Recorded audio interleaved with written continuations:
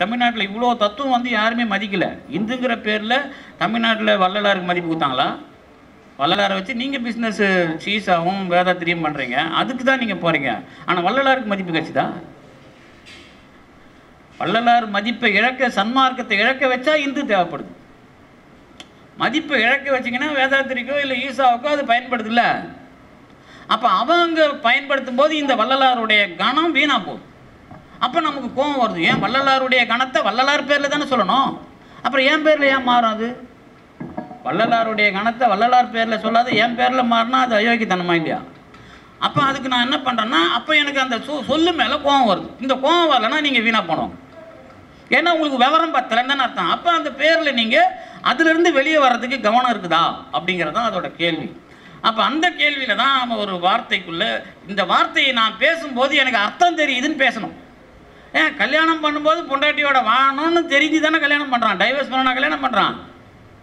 பட்டுமா அப்படி கட்டுங்க தாலியை, இவளோட ஒரு மாதம் அப்படி நிறைய பேர் கட்டிக்கிறாங்க. ஒரு வக்கீல் இருந்தார், அந்த வக்கீல் அந்த இன்னொரு வக்கீல் லேடி நல்லா அவங்க அழகாக இருப்பாங்க. இவ்வளோ எப்படியாவது நாம் அடையணும் முடிவு பண்ணார், கல்யாணம் பண்ணார், ஒரு மாதம் கூட இருந்தார், அப்புறம் டைவர்ஸ் பண்ணிட்டார். அந்த மாதிரி செட் பண்ணி செய்யுங்க, அது உங்களுக்கு பாவம் தனியாக இருக்கும். ஆனால் நான் வந்து போலியாக வாழ்க்கையில் இணையிறது அப்படிங்கிறது தேவையில்லை. எல்லாத்துக்கும் அர்த்தம் தெரியாமல் எந்த வேலையும் செய்யாதீங்க. எனக்கு இந்த செயலுக்கு இன்ன பொருள் என்று தெரியாமல் செய்பவன் எவனும் அருள் நெறிக்கு வராத அயோக்கியன். அவ்வளோதான் விஷயம். என்ன நான் செய்கிற இந்த வேலைக்கு இன்ன பொருள் இருக்கிறது என்று தெரிந்து கொள்ளாவிட்டால் அவன் கண்டிப்பாக அருள் நெறிக்கு வராத அயோக்கியன்.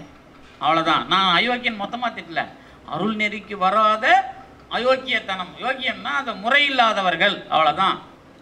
கிரமம் அப்படின்னா முறை, அக்கிரமம்னா முறை இல்லாத, யோக்கியம்னா உண்மைத்தன்மையானது, அயோக்கியன்னா பொய்யானது. அவ்வளோதான் விஷயம்.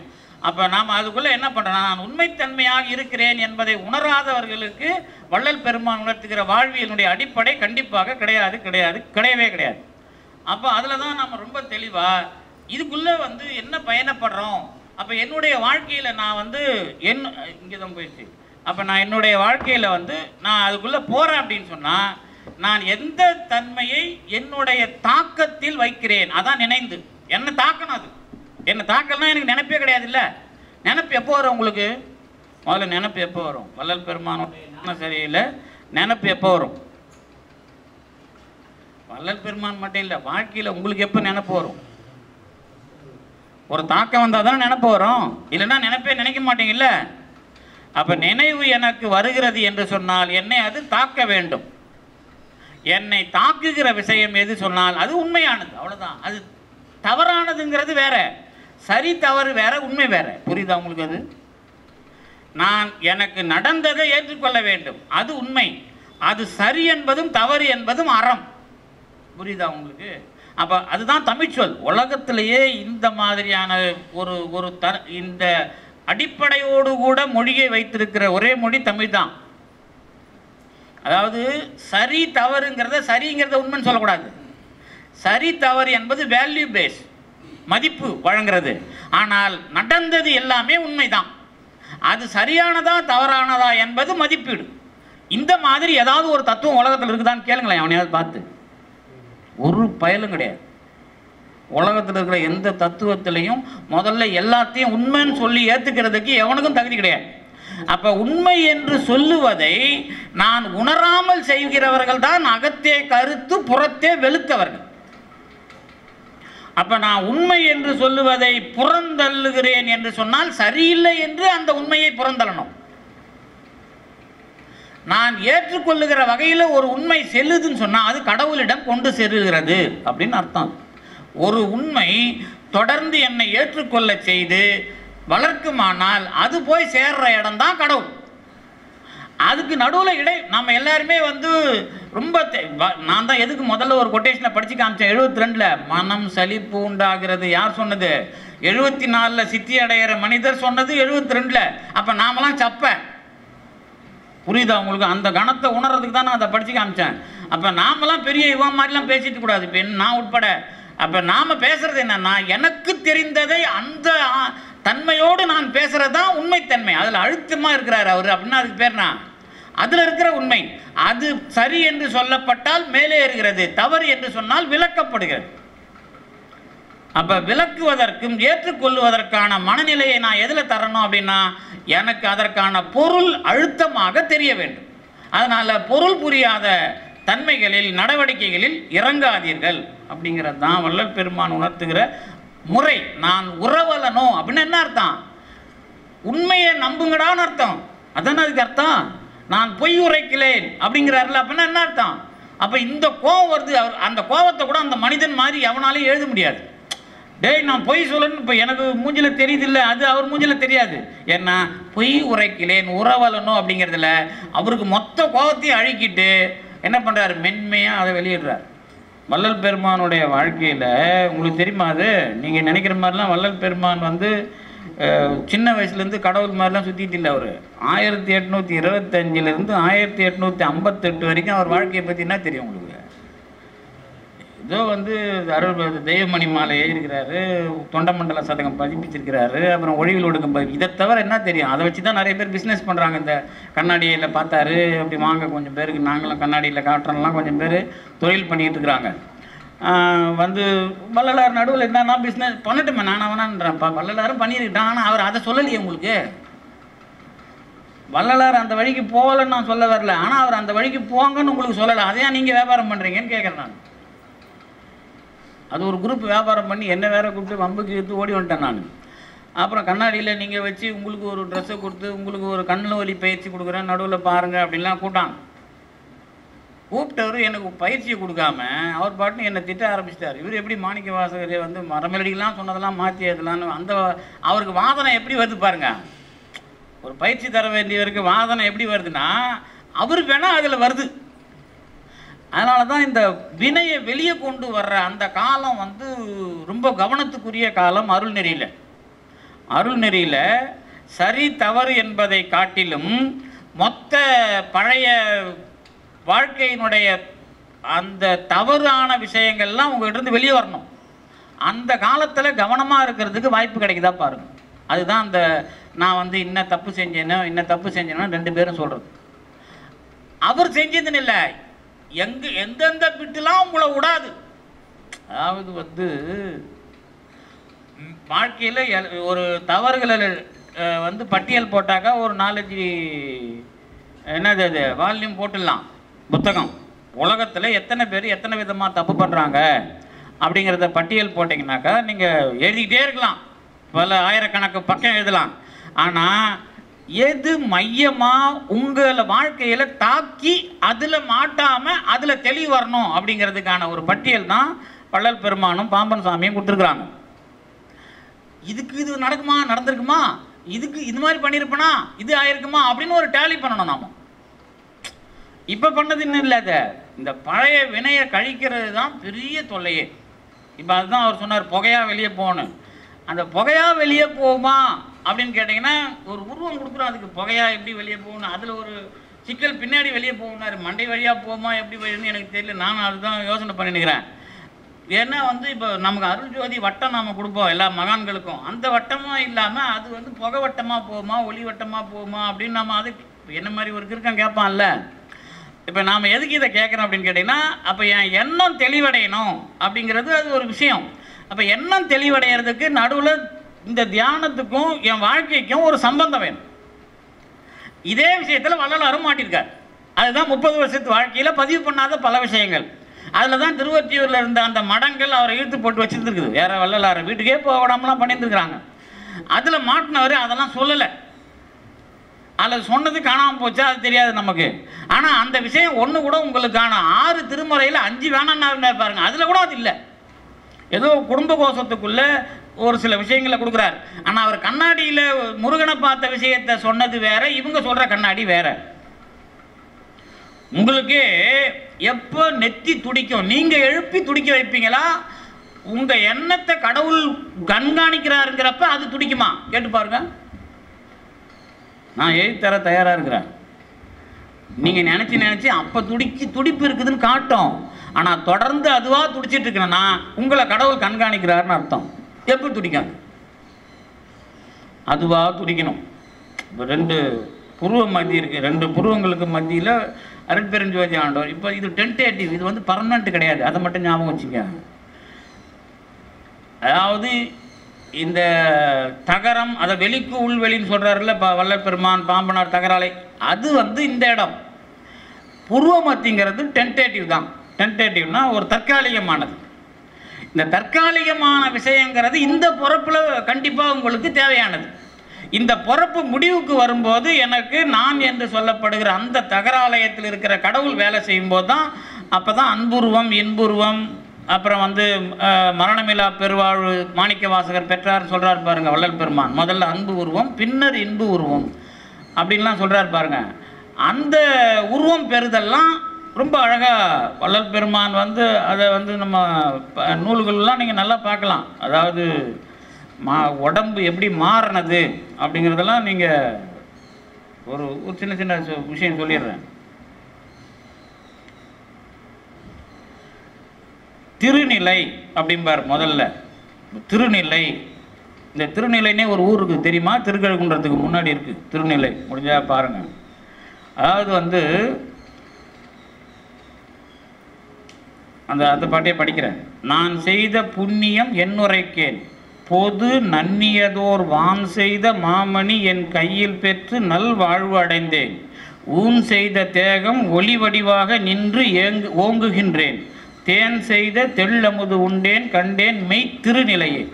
அதுக்கப்புறம் அதை தொடர்ந்து வர்ற பாடல்களில் வந்து நிறைய இது சம்பந்தமான உண்மையெல்லாம் அவர் அதில் அதுக்குள்ளே புதைச்சி வச்சுருக்கார்.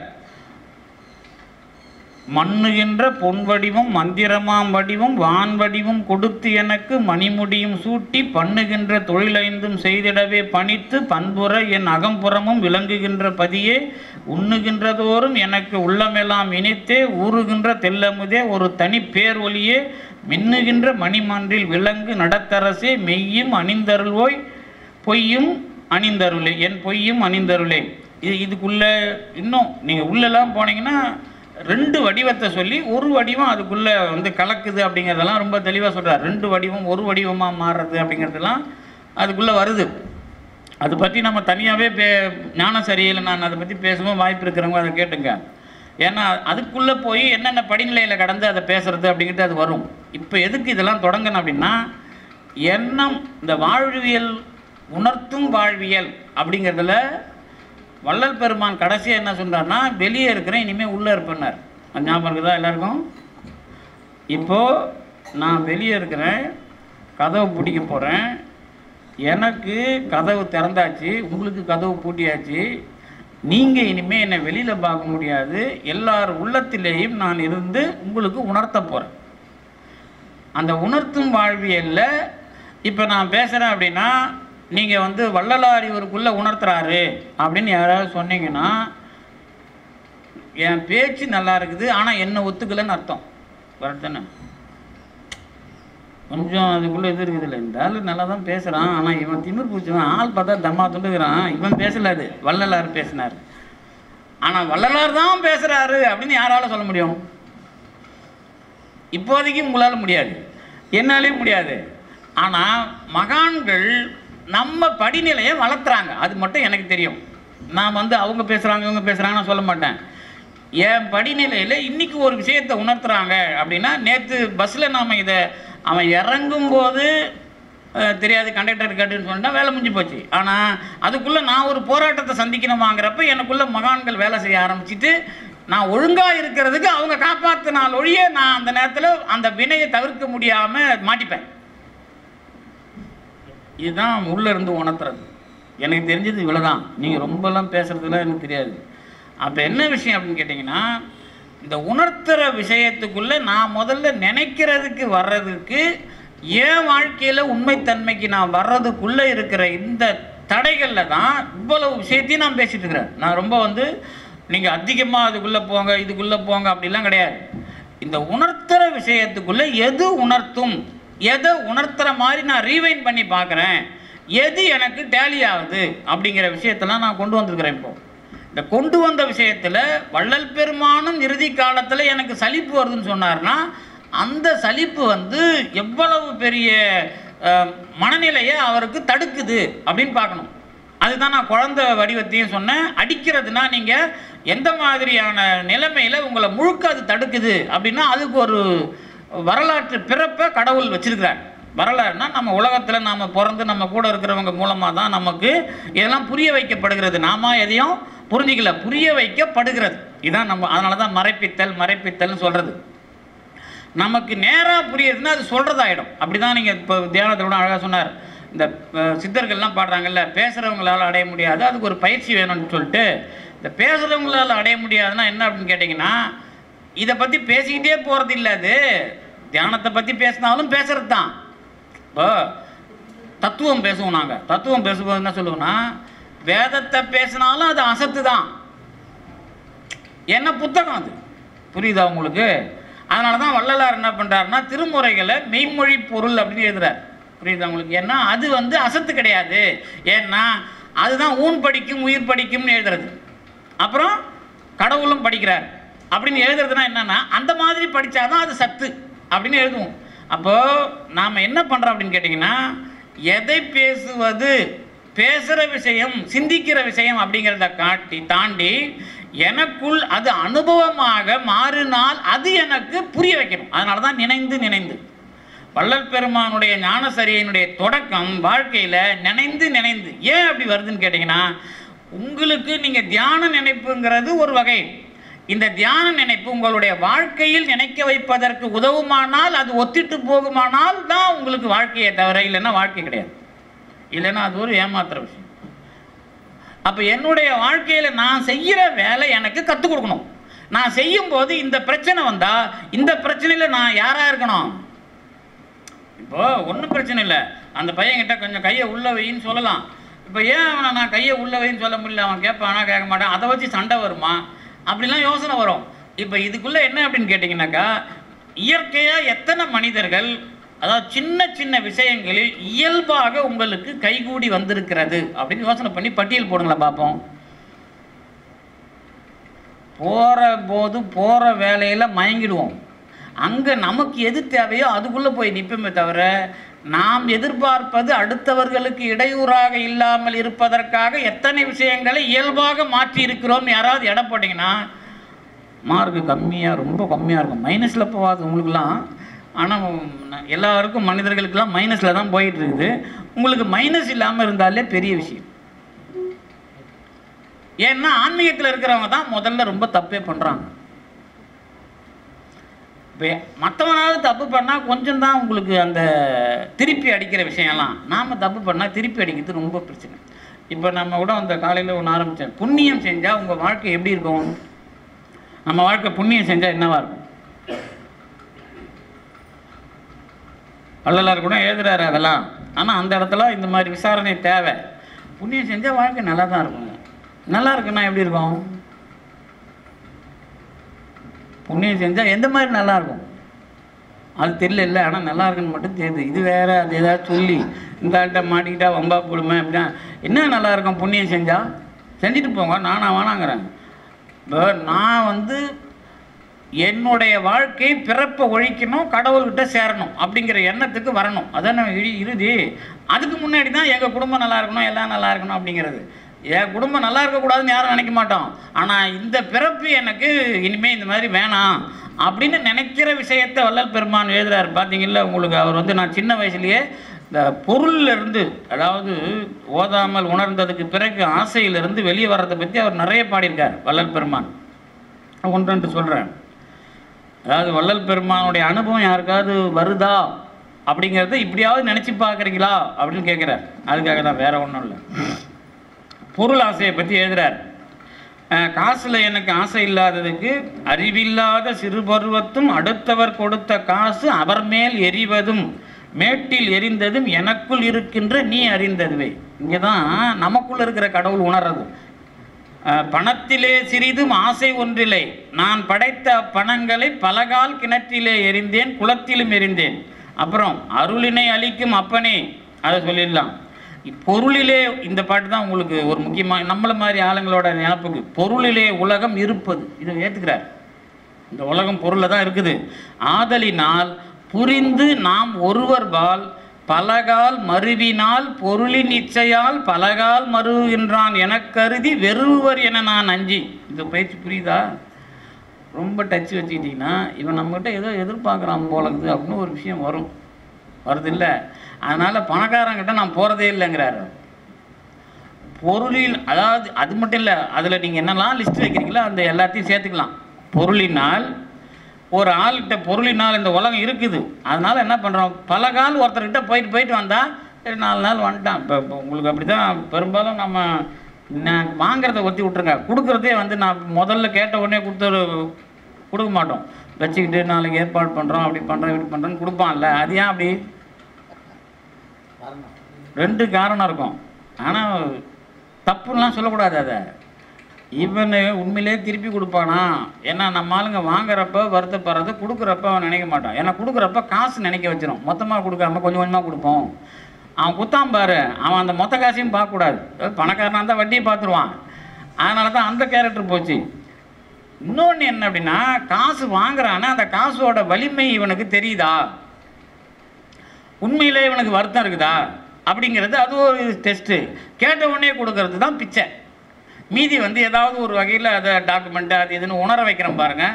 இந்த உணர வைக்கிற விஷயத்துக்குள்ளே பல தடவை கேட்டும் கொடுக்காதவன் இருக்கிறான், பல தடவை கேட்டும் கொடுக்குறான். அதுக்காக கூட நான் ஒருத்தவங்க கூட தொடர்ந்து போனதில்லைங்கிறார். இப்போ நாம் வாழ்க்கையில் நம்முடைய சார்பில் இதை வச்சு நீங்கள் எல்லாத்தையும் நினச்சி பார்த்துக்கணும்.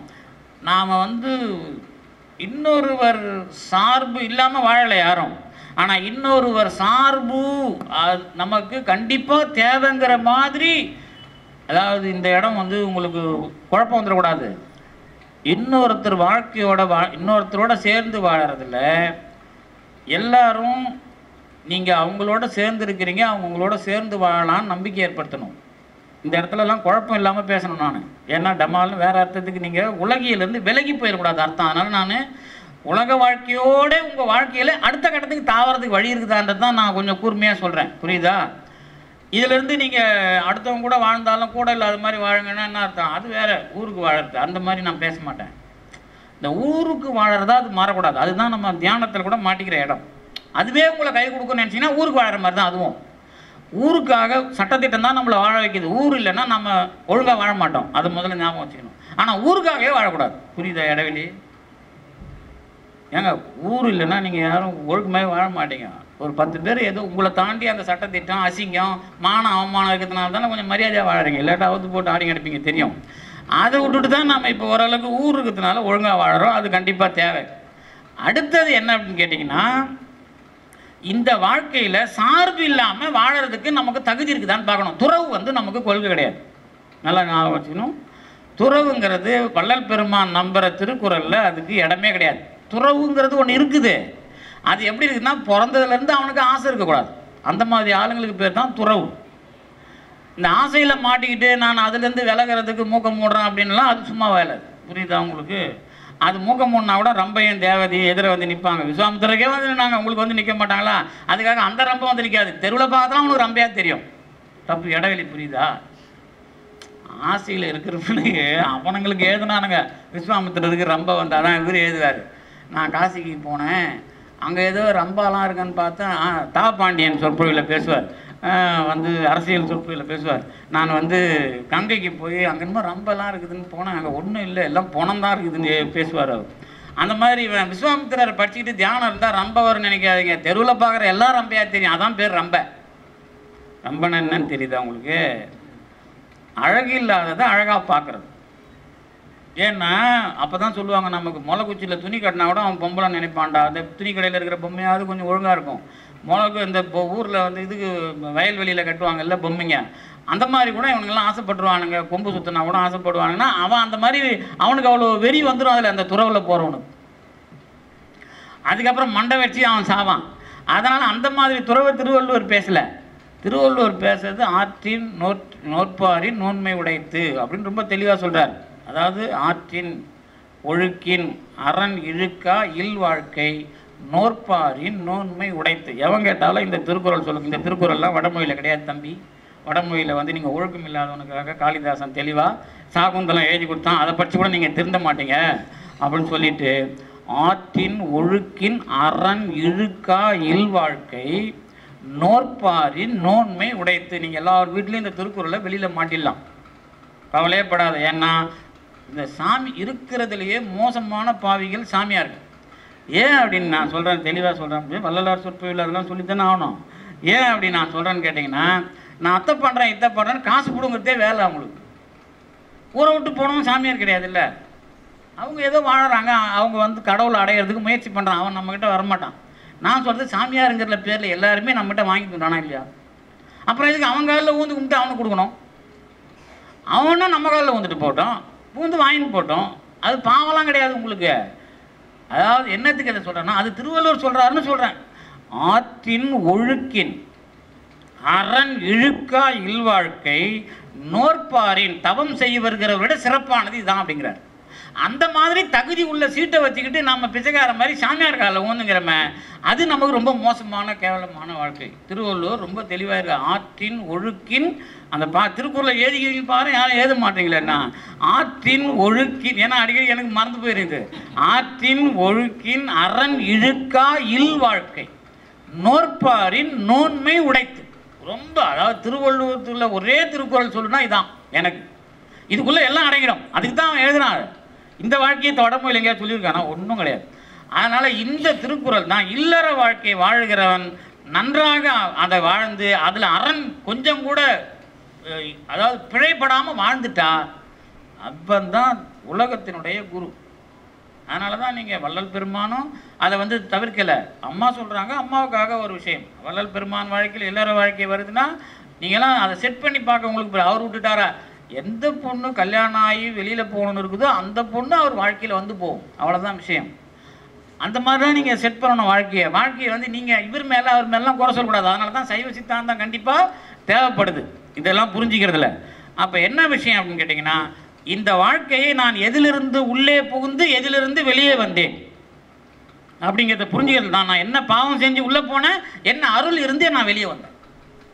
நான் பாவத்தினால உள்ளே போகிறேன். பாவம்னா பெரிய பாவம் இல்லை, முட்டைக்குறை தொட்டைக்குறை எல்லாருக்கும் உண்டு. இல்லைன்னா மனுஷனாக பிறந்திருக்கவே மாட்டீங்க.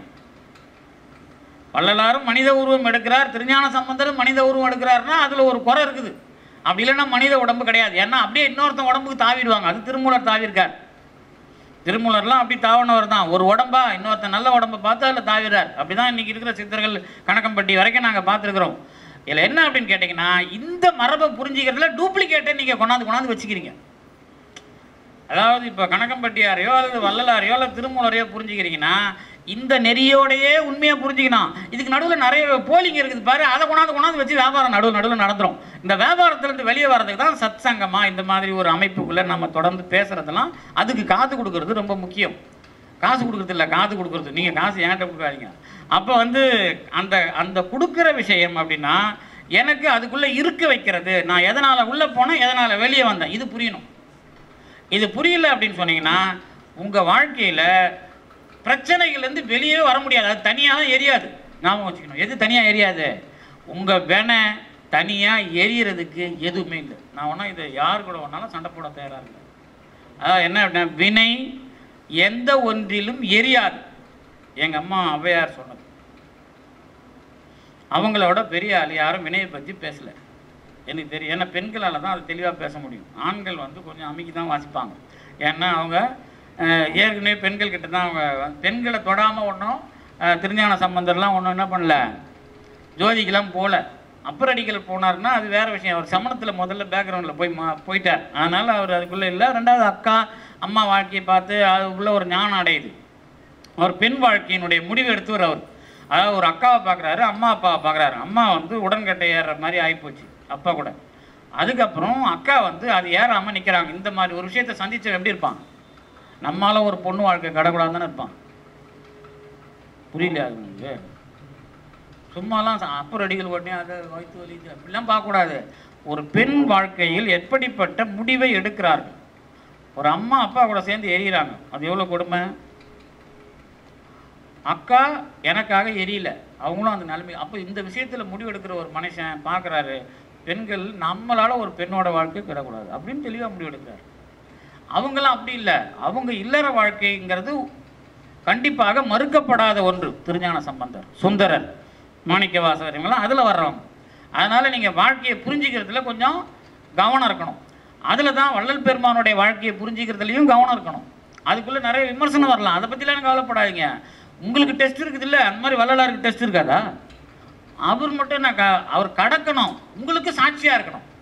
சாட்சியாக இல்லாமல் மேலேருந்து கையை காட்டிலாம் உங்களுக்கு சொல்லிகிட்டு இருக்கிற வேலைலாம் நடக்காது. உங்களுக்கும் உள்ளேருந்து உணர்த்துறாருன்னா அப்படியே உங்களை நீங்கள் அவர் எழுப்பிட்டா அவர் பேசிட்டா இருக்காரு. அவர் முதல்ல உங்களை ஒத்துக்கணும். இது பாரு இன்றைக்கி உட்காந்து நம்மளை பற்றி நினைக்குது, இது ஏற்கனவே எவ்வளோ மோசடி பண்ணிட்டு வந்துடுதுன்னு அவருக்கு தெரியாதா? அப்புறம் எழுப்பிட்டா உட்காந்து தொட்டியில் எவ்வளோ நாட்டின்னு இருப்பார், அதெல்லாம் ஒன்றும் கிடையாது. அது ரொம்ப தெளிவாக அதுக்கான பிரச்சனையில் கொண்டு போய் தள்ளி விடுவாங்க. அப்போ அதை ஏற்றுக்கிட்டு புரிஞ்சுக்கிட்டு வெளியே வர்றதுக்கு உதவுவாங்க. கண்டிப்பாக மகான்கள் உதவாமலாம் நாம் யாரும் இல்லை. கடவுள்லாம் உதவ மாட்டார், தெரியல. எந்த காலத்திலும் நீங்கள் உலகத்துக்கு ஒன்றா கடவுள் இருக்கலாம். தமிழ்நாட்டை பொறுத்த வரைக்கும் உலகம் முழுக்க கடவுள் சட்டத்திட்டத்தில் இருக்கிறார். ஆனால் தமிழ்நாட்டில் ரொம்ப தெளிவாக கடவுள் சட்டத்திட்டத்தை தாண்டி மக்களுக்கு உதவுறதுக்கு மகான்களாக இருக்கிறார். அந்த மகான்கள் யாருங்கிறத தெரிஞ்சுக்கிறதுல நீங்கள் கவனமாக இருக்கணும். வள்ளலார் சுட்டி காட்டாத யாரும் மகான் இல்லை, அவ்வளோதான். இப்போதைக்கு ஒரு ஸ்கேல் வச்சுருக்கார். வள்ளலார் சுட்டி காட்டாத யாரும் மகான் இல்லை. அப்படி வச்சுக்கிட்டிங்கன்னா உங்களுக்கு ஒன்றும் பிரச்சனை இல்லை. நீங்கள் யாரெல்லாம் சுட்டியிருக்காரு பட்டியல் எடுத்துங்க, அவ்வளோதான். அந்த பட்டியலில் 1-2 சேர்ந்து வந்துடும். ஏன்னா இப்போ கண்ணப்பரை சொல்கிறாருன்னா அவர் மாதிரி யார் வருது, அவ்வளோதான். அதுக்கப்புறம் வந்து திருஞான சம்பந்தரை சொல்கிறாருன்னா அவர் மாதிரி யார் வருது, அப்படி பார்த்துக்கணும். வள்ளலார் சுட்டி காட்டாத ஆளை நீங்கள் மகானாவே சேர்த்துக்காதீங்க. காமன் சாமி கூட நான் அதில் சொல்ல மாட்டேன், அவர் சில்லற பசங்கள்லாம் சொல்லிடுவார். அதனால் வந்து அது வந்து அதுக்குள்ளே ஒரு முரண் இருக்குது. ஆனால் இது வள்ளல் பெருமான் பேசும்போது அவர் தெளிவாக அந்த மேலே இருக்கிற கடவுள்கிட்ட இருந்து கீழே பார்க்குறாரு. புரியுதா உங்களுக்கு? அப்படி பார்க்கும்போது அவர் யாரெல்லாம் லிஸ்ட்டில் வைக்கிறாரோ அதெல்லாம் கண்டிப்பாக நீங்கள் ஏற்றுக்கலாம், அதில் ஒன்றும் சந்தேகமே இல்லை. அப்படி இல்லாத யார் ஒருத்தரையும் நீங்கள் ஏற்றுக்காதீங்க. வேணும்னா அந்த பேரில் வர சொல்லுங்கள். எந்த பேரில்? திருஞான சம்பந்தர் பேரில் வர சொல்லுங்கள், இல்லை வந்து அருணகிரிநாதர் பேரில் வர சொல்லுங்கள், இல்லை மாணிக்கவாசகர் பேரில் வர சொல்லுங்கள். ஆனால் அவங்க பேரில் வரவானான்னு சொல்லுங்கள். ஏன்னா இவ்வளோ லிஸ்ட்டே நமக்கு போதும். இவர் பேரில் வந்தால் அவர் பேரில் தனியாக சொல்ல சொல்லுங்கள். நம்ம வள்ளலார் பேரையோ அல்லது திருஞான சம்பந்தர் பேரையோ அவங்க பயன்படுத்தக்கூடாது. புரியுதா உங்களுக்கு? நான் ஒரு ஆள், என் பின்னாடி தான் திருஞான சம்பந்தர் நிற்கிறாரு அப்படின்லாம் சொல்லக்கூடாது. நானே சொல்கிறேன்னு யாராவது சொல்லிட்டு போட்டால் அதை பற்றி அவன் பின்னாடி போகிற பைத்தியக்காரன் போட்டால் அதை பற்றி நமக்கு கவலை இல்லை. ஆனால் நமக்கு வந்திருக்கிற மகான்கள் பெயரில் மகான்கள் மூலமாகவே நீங்கள் அவர்களை பின்பற்ற வேண்டும். அது அவர்கள் ஏற்றுக்கொண்டால் உங்களை கண்டிப்பாக கணந்தோறும் வழி நடத்துகிறார்கள். இல்லை என்றால் நீங்கள் வழி நடத்துவதற்கு சாட்சியாக இருக்கிறார்கள். புரியுதா உங்களுக்கு? ஏதாவது இடைவெளி? அதாவது மகான்கள் இருக்கிறாங்கல்ல, உங்களை தள்ளி விட்டுட்டு நீங்கள் வெளியே வர்றதுக்கு சாட்சியாக இருப்பாங்க. அவங்க ஏற்றுக்கிட்டாங்கன்னா உங்களை கணந்தோறும் என்ன பண்ணுவாங்க? இயக்கிக்கிட்டு இருப்பாங்க. இந்த இடைவெளி தெரியாமல் வளரக்கூடாது. இப்போ வள்ளலார் இருக்கிறாருன்னா இப்போ நமக்கெல்லாம் எப்படி உதவுறாரு? நம்மளை சாட்சியாக தான் இருந்து உதவுறாரு. கணந்தோறும் இயக்கிற அளவுக்கு அவர் என்னை ஏற்றுக்கணும். எப்படி ஏற்றுப்பார்? அதுக்கு ஒன்றும் இல்லை வழி. சாப்பாடு போட்டு பார்த்தா தான் தெரியும். சாப்பாடு நீங்களாம் போடாமல் இல்லை, அது எனக்கு அந்த அளவுக்குலாம் விவரம் பத்தாது. நம்ம சாப்பாடு சமைக்கிறது போகிறதுலாம் நமக்கு அவ்வளோ விவரம் பத்தாது. விஷயம் என்னன்னா, திருவள்ளுவர் சொல்கிறார், பருவந்த செய்யாமை.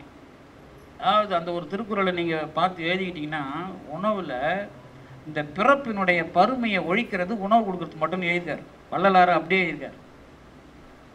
வள்ளலார் அந்த முழு திருக்குறள் வந்து நீங்கள் எடுத்திங்கன்னா ஒரு நான் சமீபத்தில் தான் அதை கவனத்துக்கு கொண்டு வந்தாங்க. அதாவது உங்களுடைய பிறப்பினுடைய அத்தனையும் இல்லாமல் பண்ணுறதுக்கு ஒரே விஷயம் சாப்பாடு கொடுக்குறதுன்னு எழுதியிருக்கார் திருவள்ளுவர்.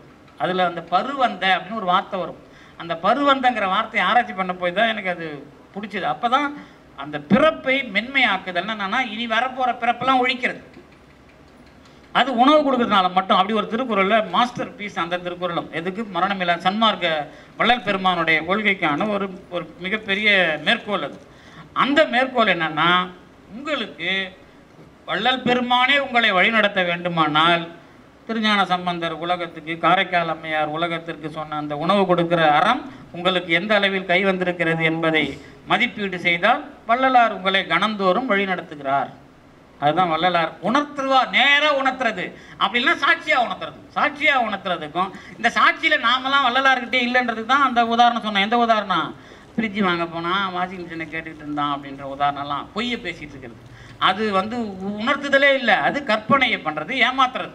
அந்த கற்பனை இல்லாமல் சாட்சியாக இருப்பது என்பது, நாம் வந்து இப்படிலாம் செய்கிறோம், நமக்கு சாட்சி மகான்கள் இருக்கிறார்கள், நாம் வந்து இதை வந்து கண்டிப்பாக இதை மேற்கொள்ளணும் அப்படிங்கிறத நாம் செய்கிறோம் அப்படின்னா, அதுக்கு உங்கள் அப்பா அம்மா உங்கள் வீட்டில் இவங்க யாராவது செஞ்சு அவங்களுக்கு வந்த புண்ணியம், அவங்களுக்கு வந்த நல்லது, அவங்க பாதுகாக்கப்பட்ட விஷயத்தை உற்று நோக்கணும்.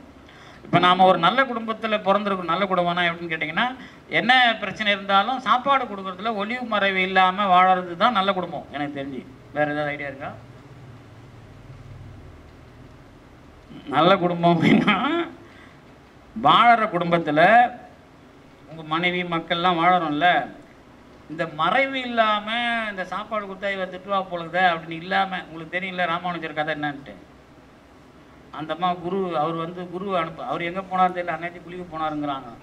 அவர் வந்து அந்த அம்மா வந்து சாப்பாடை வந்து போட்டுட்டு கழுவிடும். யார் கழுவின பிறகு அப்போ அவருக்கு பிரச்சனையாக தான் ஆரம்பிக்குது. யாருக்கு? ராமானுஜருக்கு. அவன் அந்த மாதிரி இல்லாமல் வீட்டில் எல்லாருமே சாப்பாடு கொடுக்குறத ஏற்றுக்கிற மாதிரி ஒரு குடும்பத்தில் பிறந்தீங்கனாலே உங்களுக்கு நல்ல குடும்பம். மற்றதெல்லாம் கெட்ட குடும்பம்னு சொல்ல வரல, நான் சொல்கிறது நல்ல குடும்பத்தை பற்றி. மற்றது எதுவும் கெட்ட குடும்பம்லாம் கிடையாது, நல்ல குடும்பமாக ஆக போகிற குடும்பங்கள் அப்படின்னு நாங்கள் சொல்லுவோம். புரியுது அவங்களுக்கு? அப்போ நல்ல குடும்பம் அப்படின்னா இந்த எல்லாருக்கும் ஒரு உடன்பாடு வரணும். எதில்? உணவளிப்பதில்.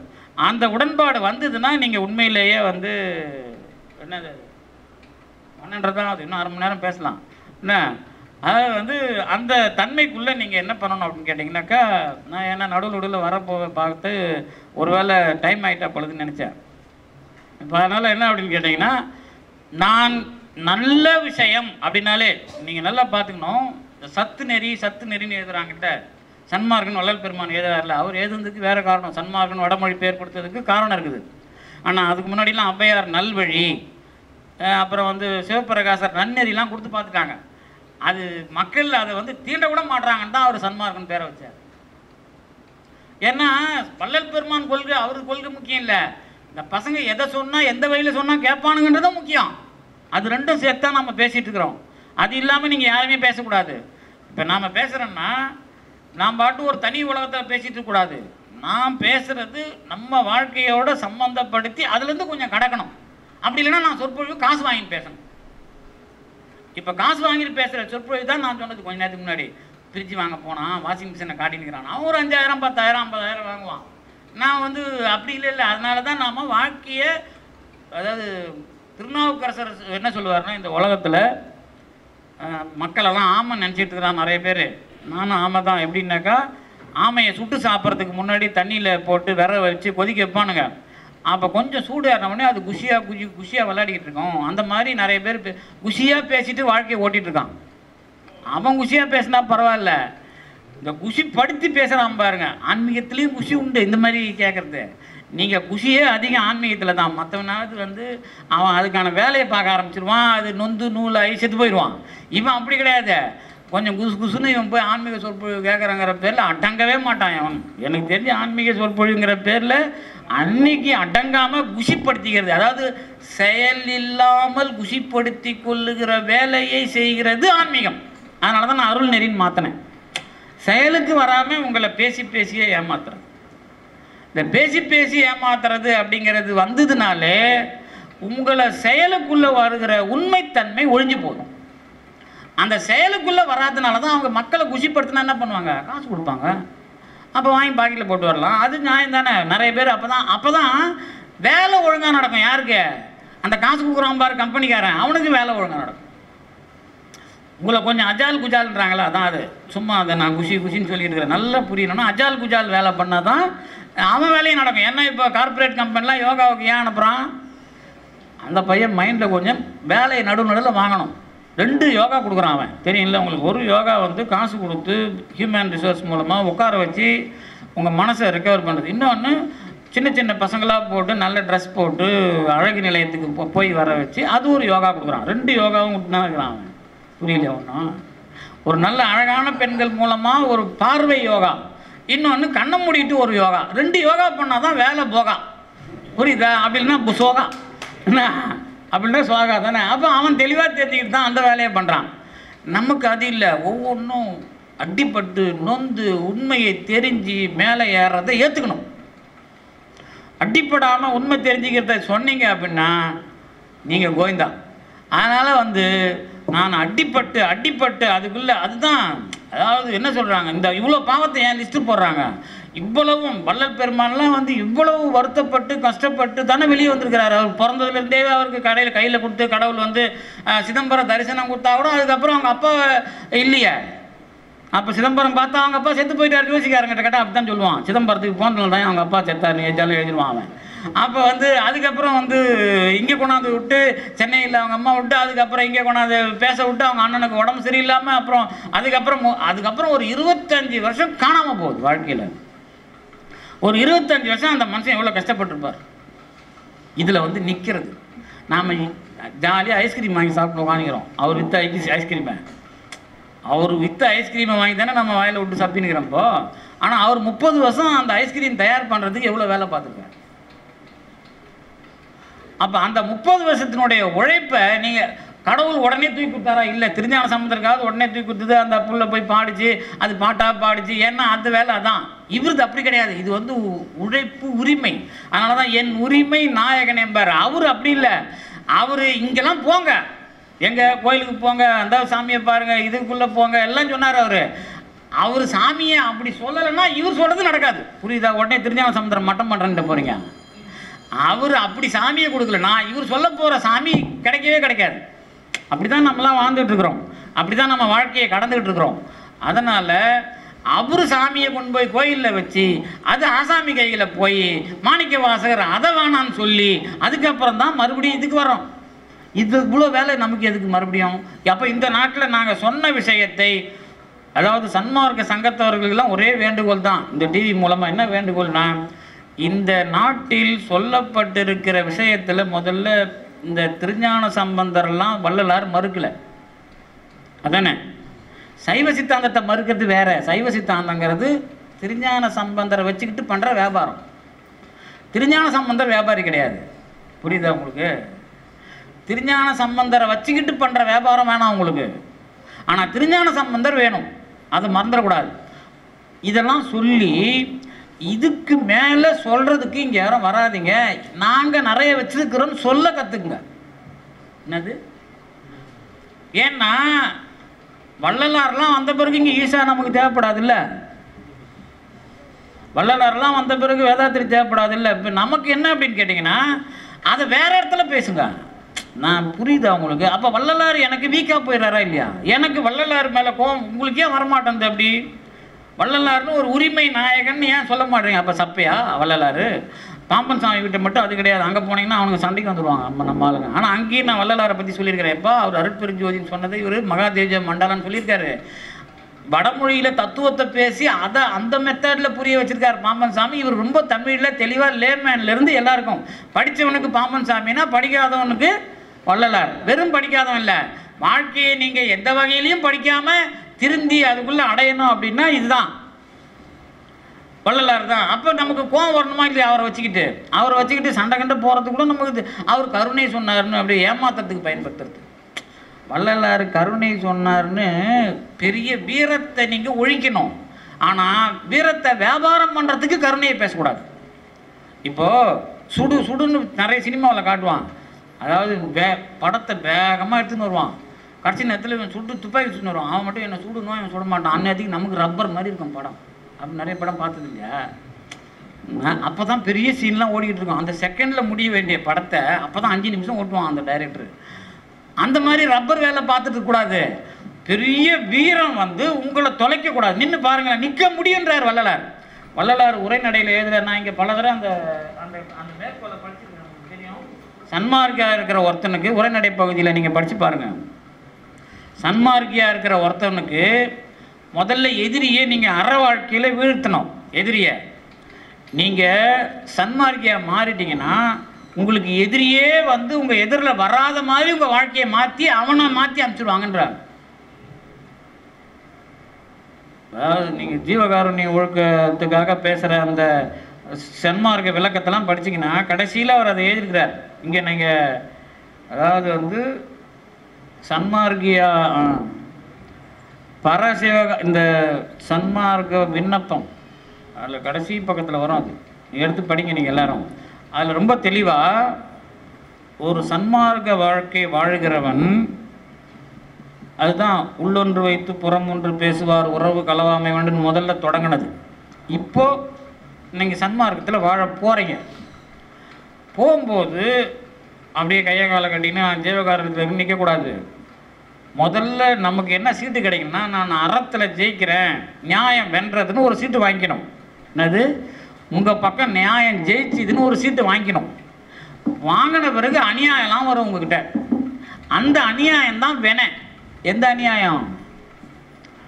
பழைய எத்தனை பிறப்புகளையோ பண்ணதெல்லாம் உங்களை வந்து, ஆனால் உங்களை இது காட்டி கொடுக்காது. எது? அறத்துக்கு முன்னாடி நீங்கள் தப்பு பண்ணால் மாட்டிப்பீங்க சட்டத்தில். இந்த அறத்தில் ஒரு நல்லவன் ஒரு சர்டிஃபிகேட்டு அறத்தில் வாங்கணும். வாங்கின பிறகு அநியாயம் வந்து உங்களை மோதிட்டு பாருங்க, அப்போ நீங்கள் மாட்டலாம் மாட்டீங்க. அப்போ நீங்கள் ஒன்று ஒன்றா கழிக்கிறதுக்கு ரொம்ப துன்பமாக இருக்கும். உங்களை மோதி அப்படி இப்படி இல்லை, இந்த என்ன சொல்கிறது, எந்த இடியாப்பன்னு சொல்கிறாங்கல்ல, அதுதான் நமக்கு கரெக்டாக இருக்கும். நூடுல்ஸ்லாம் சொல்லக்கூடாது, நூடுல்ஸ்லாம் சொல்லக்கூடாது. ஏன்னா நூடுல்ஸ்லாம் உருவி சாப்பிட்றானு. இடியாப்பத்தை தான் உருவ முடியாது, பிசைஞ்சு தான் சாப்பிட்ணும் கடைசியாக. அதனால் இடியாப்ப சிக்கல் தான் உங்களுக்கு கரெக்டாக இருக்கும். இது இடியாப்ப சிக்கல் மாதிரி வந்து மோதும், அதை நீங்கள் பிசைஞ்சு தான் சாப்பிட்ணும், உருவி சாப்பிட முடியாது.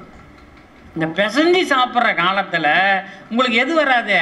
அறத்தில் தான் ஒரு பேர் வாங்கிட்டீங்கல்ல, இப்போ அந்த பேர் ரிமார்க் ஆகிற மாதிரி இருக்கு, ஆனால் அது ஒழியாது. இடைவெளி புரியுதா? இழந்து போகாத வாழ்வு அப்படிம்பார் பாம்பன் சாமி. அதை இப்போ வள்ளல் பெருமான் இருக்கிறாருன்னா, இன்னைக்கு இருக்கிற பிச்சைக்கார பசங்க அவர் வாழ்க்கையை விமர்சிக்கலாம். அவர் வாழ்க்கையில் வந்து மோதுற எந்த விஷயத்திலையும் அது அவரை பின்னடைய செய்யாது. இவன் பொறும்போக்கு, இவன் எது ஒன்றாலும் பேசிட்டு போட்டோம். அவர் பொண்டாட்டி கட்டினாரு காட்டில், அது எங்கே போச்சு, இவனுக்கு என்ன கிடைக்குது பண்ணாடிக்கு. இவன் முதல்ல யோகிமானவனான்னு பார்க்க தெரியாது இந்த பண்ணாடிக்கு. இவன் அவரை பற்றி அறிஞ்சிருப்பான். இன்னத்த டேய், உனக்கு என்ன அறிவு இருக்குதாடா, உன் வேலையை நீ முதல்ல யோகிமானவனா, நீ எதுக்கடா அதெல்லாம் எழுதுறேன்னு அவனை நாம் அடிக்கிறதுக்கு நமக்கு துப்பு இல்லை. அதனால் அவன் எழுதிதான் இருப்பான். ஊரில் இருக்கிறவன்லாம் அவனுக்கு ஏற்ற மாதிரி எழுதியிருப்பான். வள்ளலாரை யாருக்கு தான் பிடிக்காது? வள்ளலாரை வந்து நீங்கள் என்ன சொல்கிறது, எத்தனை பேருக்கு பிடிக்கும் அப்படின்னு வரலாறுல எடுத்திங்கன்னா, சும்மா ஒன்று ஒன்றா காட்டுறேன், மாயாவத்தெல்லாம் காட்டல. ஒரு நெடுமாறன் எழுதினார்ல, வள்ளலார் மூட்டிய புரட்சின்னு சொல்லிட்டு, பழ நெடுமாறன். அதுக்குள்ளே உலகத்தில் எத்தனை பேர்லாம் வள்ளலாரை வந்து தமிழ்நாட்டில் இருந்த அனைத்து கட்சி தலைவர், இன்னைக்கு இல்லை, இன்னைக்கு இருக்கிறவங்க எவனும் படிக்கிறவங்க கிடையாதுல்ல, அன்னைக்கு வந்து எவ்வளோ பேர் நல்ல அத்தனை பேரும் வந்து இவரை வந்து ஏற்றுட்டு இருக்கிறான். அத்தனை அறிவாளி சாமி பெரியார்கிட்ட இருந்த மொத்த பேரும் அன்னைக்கு அவன் தானே வந்து உண்மையை சிந்திச்சான். அத்தனை பேரும் வள்ளல் பெருமானை என்ன பண்ணுறாங்க, ஏற்றுக்கிறாங்க. அப்போ அவங்க பேசுனது எல்லாம் உங்களுக்கு புரியுது அப்படின்னு சொன்னால், இன்னைக்கு ஊரில் இருக்கிறவங்கலாம் பேசுறதை பற்றி நமக்கு அப்போ அந்த மாதிரி வாழ்க்கை உங்களுக்கும் வரும். எந்த மாதிரி வாழ்க்கை? அவதூறு பேசுகிற வாழ்க்கை உங்களுக்கும் வரும். ஏன் இந்த அவதூறு வந்து நீங்கள் கவலையே படக்கூடாது. எப்போ வரணும்? தொடக்கத்தில் வந்தால் நம்ம அயோக்கிய, நல்ல விஷயமா நீங்கள் இருக்கிறீங்க அப்படிங்கிற ஒரு விஷயம் வந்தால் ஒழிய எது கிடையாது. இந்த வினை தீர்க்கிற ஒரு முறையே உங்கள் வாழ்க்கையில் வராது. அதை வச்சு தான் நீங்கள் ஜீவகாருண்யத்தில் வள்ளல் பெருமான் சொல்கிற அந்த மெத்தடாலஜியை புரிஞ்சுக்கணும். அவர் என்ன சொல்கிறார் அப்படின்னா, சாப்பாடு கொடுக்குறீங்களா, சாப்பாடு கொடுக்குற விஷயத்தில் உங்களை வந்து வாழ்க்கை இழக்கிற மாதிரி தெரியும், மொத்த வாழ்க்கையும் பணம் போச்சுன்னு தெரியும். ஆனால் அதுக்காக கெட்ட வழியில் போயிடாதீங்க. முதல் இதான் அறம். அதை எப்படியாவது நான் எடுத்துக்கொண்ட திட்டத்தை ஜெயிக்கிறேன்னு நீங்கள் அற வழிக்கு வந்துட்டீங்கன்னா நீங்கள் கொடி கட்டிட்டீங்க. கொடி கட்டுறதுக்கு பிறகு உங்களுக்கு வந்து மோதிர இழுக்கு அத்தனையும் உங்களுடைய வினையை கழிக்கிற விஷயங்கள்ங்கிற உறுதி வந்ததுன்னா தான் நீங்கள் கடவுள் கொள்கையில் இந்த சமரச சுத்த சன்மார்க்கம், அதாவது சமரசம் பண்ணிக்கிறோம் எதில், இந்த வினையை கழிக்கிறதுல. கழித்த பிறகு ஒன்று ஒன்றா சுத்தமாகிட்டே இருக்கும். அப்போ தான் நான் நல்வழி நன்னெறிக்குள்ளே இருக்கிறேன். அப்படி இல்லைன்னா நான் யார் கிடையாது. அந்த சன்மார்க்கம் என்று சொல்லப்படுகிற நல்வழியை நான் அடையவே இல்லை. நான் அதை அடையிறேன் அப்படின்னா இந்த வினை கழியும் பாருங்க. அப்போ உங்களுக்கு ஒவ்வொரு நடவடிக்கையிலும் கடவுள் காப்பாற்றுறது தெரியும். ஆனால் வெளி உலகத்துக்கு அது தப்பாக தெரியும். ஏன்னா நீங்கள் வாழ்க்கையை இழக்க மாட்டீங்க, தன்னம்பிக்கையை இழக்க முதல் விஷயம். அதுக்கு பேர் என்னன்னா, தன்னம்பிக்கையை இழக்க மாட்டோம். அவன் சொல்லுவான் தன்னம்பிக்கை இழக்காத, தன்னம்பிக்கை இழக்காதுன்னா என்ன அர்த்தம் அதுக்கு? அவனை கேட்க மாட்டீங்களா? யாரையும் கேட்க மாட்டீங்களா? என்னது இப்படிலாம் போடுவாங்களே, இப்படிலாம் தன்னம்பிக்கை. அது என்ன தன்னம்பிக்கை? சூழ்ச்சி பண்ணுறதுக்கு பேர் தன்னம்பிக்கையா? ஏங்க, நீ எப்படியாவது முன்னேற வேண்டும், அடுத்தவங்க கூடிய கெடுத்தாவது பிடிக்க வேண்டும், அப்படி தானே அது? நீங்கள் யாராவது தன்னம்பிக்கையை பற்றி என்ன நினச்சிருக்கிறீங்க? தன்னம்பிக்கையில் என்னுடைய செயல்பாடு உண்மையாக இருக்குமானால் தன்னம்பிக்கை எதில் வந்து நான் முடிவு கட்டுறது, புரியுதா? அது தன்னம்பிக்கை ஏதாவது ஒரு சாட்சி வைக்கணுமா இல்லையா? தன்னம்பிக்கையே இல்லைன்னா நீங்கள் தன்னம்பிக்கை என்ன பண்ணோம்? அறிவு என்ன பண்ணோம்? இந்த இடத்தில் இவரை யாருக்கும் தெரியாமல் ஏமாற்றுவது எப்படி அப்படின்னு தான் சொல்லுவோம். நான் தன்னம்பிக்கைக்கு இன்னொன்று சேர்க்கணும். எதை சேர்க்கணும்? இவ்வளவு இழப்புகளிலேயும் என்னுடைய கொள்கையை நான் விட்டு கொடுக்காமல் அறவழியில் இருக்கிறேன்னா யாராவது ஒருத்தர் உதவணும், மகான் உதவணும், அல்லது ஒரு கொள்கை உதவணும். அந்த கொள்கையாக தான் நாம் இப்போ வாழ்க்கையை கொண்டு போகணும். அப்படி இல்லைன்னா அதுதான் நான் தொடக்கத்தில் ஆரம்பித்த போலியான விஷயங்களுக்குள்ளே மாட்டிக்காதீங்க அப்படின்னு சொன்னது. அப்போ என்னுடைய வாழ்க்கையில் நான் செயல்படுகிறேன்னா என்னுடைய செயலை கண்காணிக்கிற வேறு ஒருவன் உண்டு. என்னுடைய செயலுக்கு நான் அடுத்தவன் மேலேயோ கடவுள் மேலேயோ குறை சொல்லக்கூடாது. அடுத்தவன் மேலேயும் குறை சொல்லக்கூடாது, கடவுள் மேலேயும் குறை சொல்லக்கூடாது. ஏன்னா இது என்னால் விளைந்தது அப்படின்னு ஒரு உண்மை பேசணும். அதில் என்னால் விளைந்தது அப்படின்னு சொல்றதுல கூட நாம ஒரு விஷயம் சொல்றோம். உனக்கு தெரியாது, உன்னால் விளைஞ்சதில்லை, உனக்கு தெரியும் போது வந்ததெல்லாம் உனக்கு எதிராகவே இருக்குது, நீ கொஞ்சம் கவனமா இரு. இப்போ நாம நீங்கள் ரெண்டு விஷயத்தை பார்க்கலாம் உலகத்தில். நீங்களா தெரிஞ்சு தப்பில் மாட்டிக்கல, யாராவது நீங்களா தெரிஞ்சு தப்பில் மாட்டிக்கிறீங்க? இல்லை இல்லை, யாருமே அப்படி கிடையாது. இந்த சுதந்திரம் நமக்கு உண்டு. எப்படின்னு கேட்டிங்கன்னா, நம்ம சாப்பிட்டோம் அவ்வளோதான். சாப்பிட்றதுக்கு தப்பு பண்ணுறோம், சாப்பிட்டதுனால தப்பு பண்ணுறோம், அப்படி தானே? நம்ம தப்பு பண்ணோம். பசி இல்லைன்னா இந்த வேலையை நடந்திருக்காது இல்லை? ஆமாம் சார், இந்த பசின்னு ஒன்று இல்லைன்னா இவ்வளோ தொல்லை நடந்திருக்காது. அப்போ பசி இல்லாமல் படைச்சா கடவுளை போய் கேள்விலாம் கேட்கக்கூடாது. என்ன பசி இல்லாமல் படைச்சா உனக்கு முயற்சி, அதுக்கு கல் தான் படைச்சிருக்கானே. பசி இல்லாமல் ஒன்றும் இல்லை, கல் இருக்குது. என்ன அப்போ என்ன கல்லாக பிறந்துட்டு போயேன், கல்லாய் மனிதராங்கிறார்ல.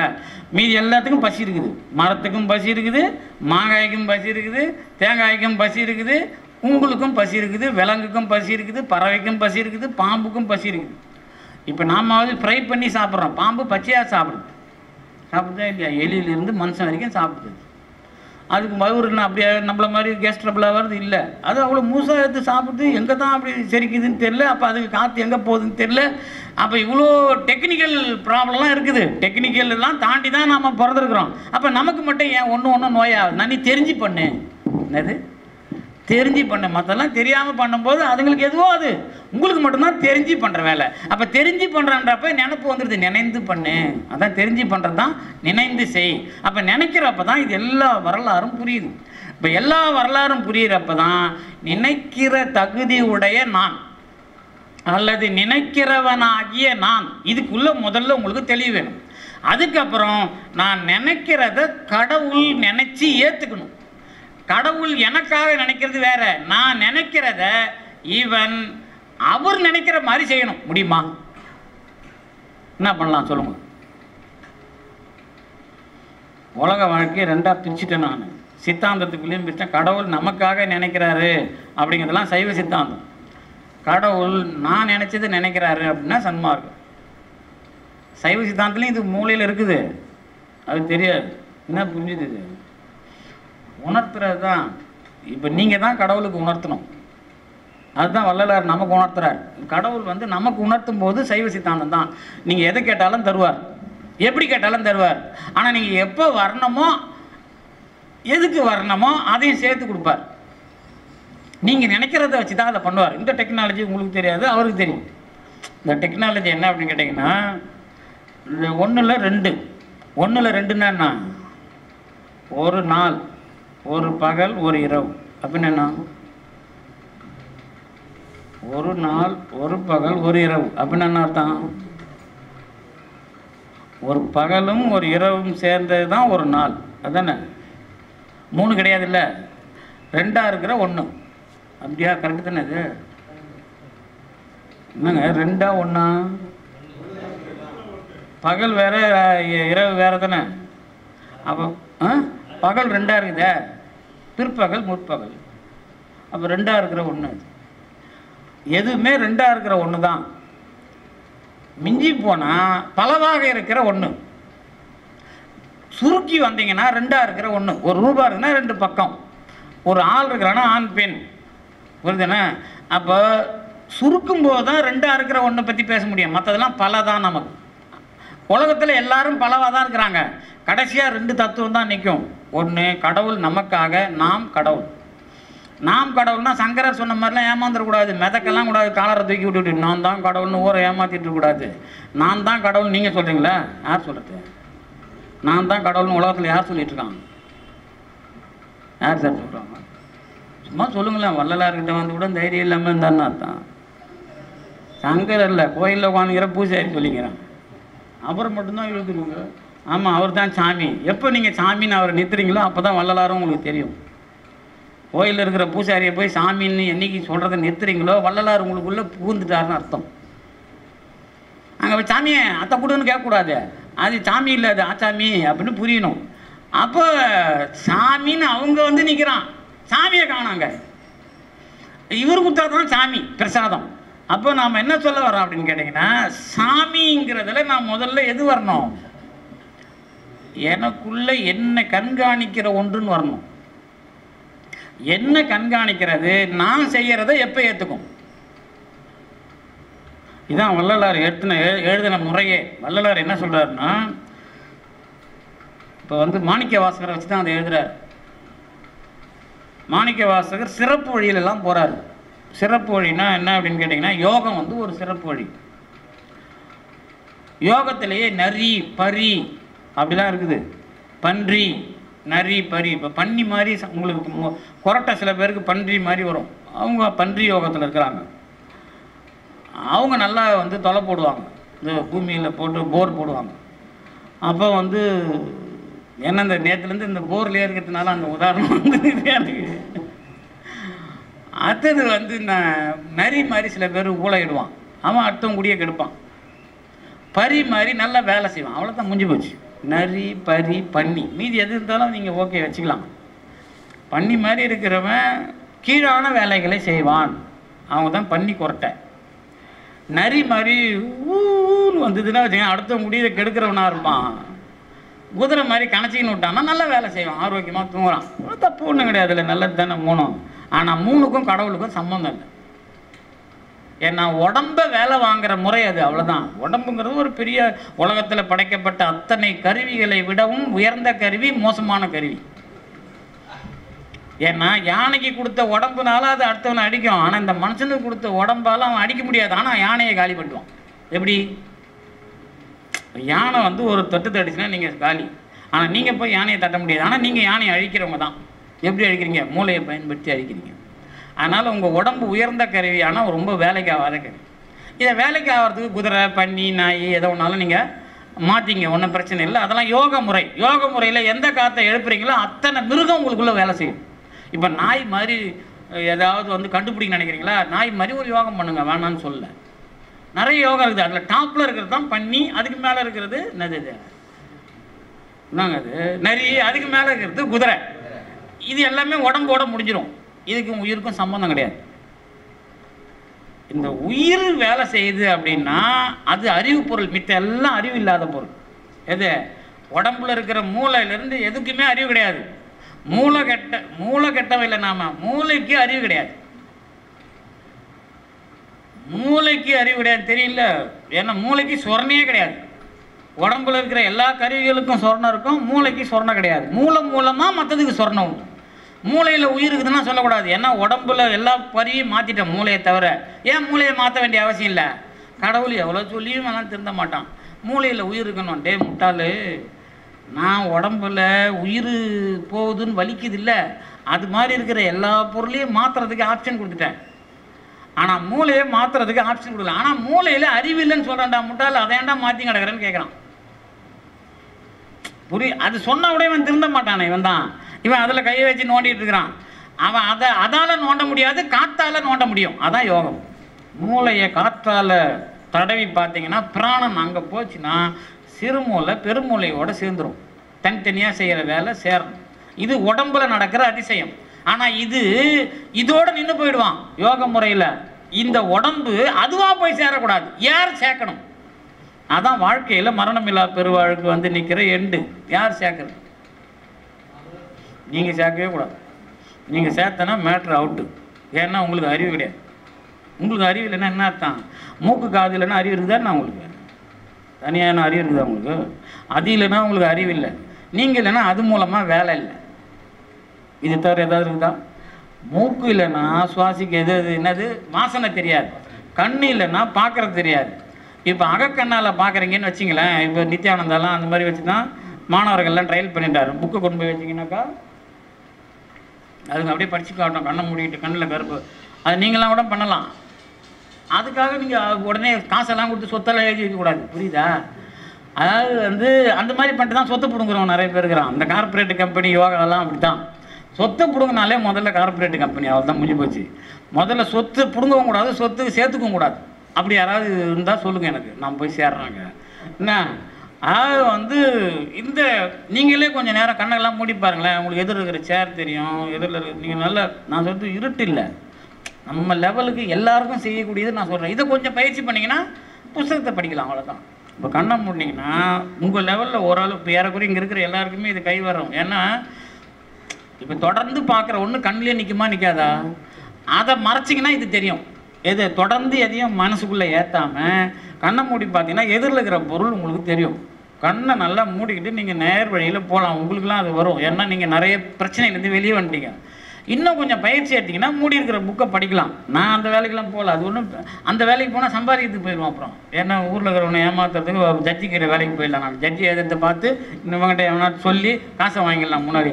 ஆஹா எனக்கு வந்து எனக்கு இப்போ என்னது அது எனக்கு குற்றப்பத்திரிகை தருவதற்கு முன்னாடியே பத்திரிகைகளை கொடுத்து விட்டார், அதனால் கேஸ் இல்லாமல் பண்ணு, புரியுதா உங்களுக்கு? அந்த மாதிரி நேற்று ஒரு பேப்பரில் நியூஸ் வந்திருக்கும். அதெல்லாம் வந்து டெக்னிக், அதில் நிறைய பேர் பிழைக்கிறான், அதில் நிறைய பேர் வாழறான், அதிலெல்லாம் நிறைய பேர் வாழறான். இந்த வியாபார புத்தியில் தரப்படுகிற சித்தி எல்லாமே உங்களை மரணமில்லா பெருவாழ்வுக்கு செலுத்தாது அப்படின்னு ஞாபகம் வச்சுக்க. அதனால் ரொம்ப தெளிவாக இருக்கணும். இதுக்குள்ளே நடுவில் ஏமாறுறதெல்லாம் யார் உங்களுக்கு இதை மாற்றணும், இதுதான் டெக்னாலஜி. இந்த டெக்னாலஜியில் தான் வள்ளல் பெருமான் பேசுகிறார்.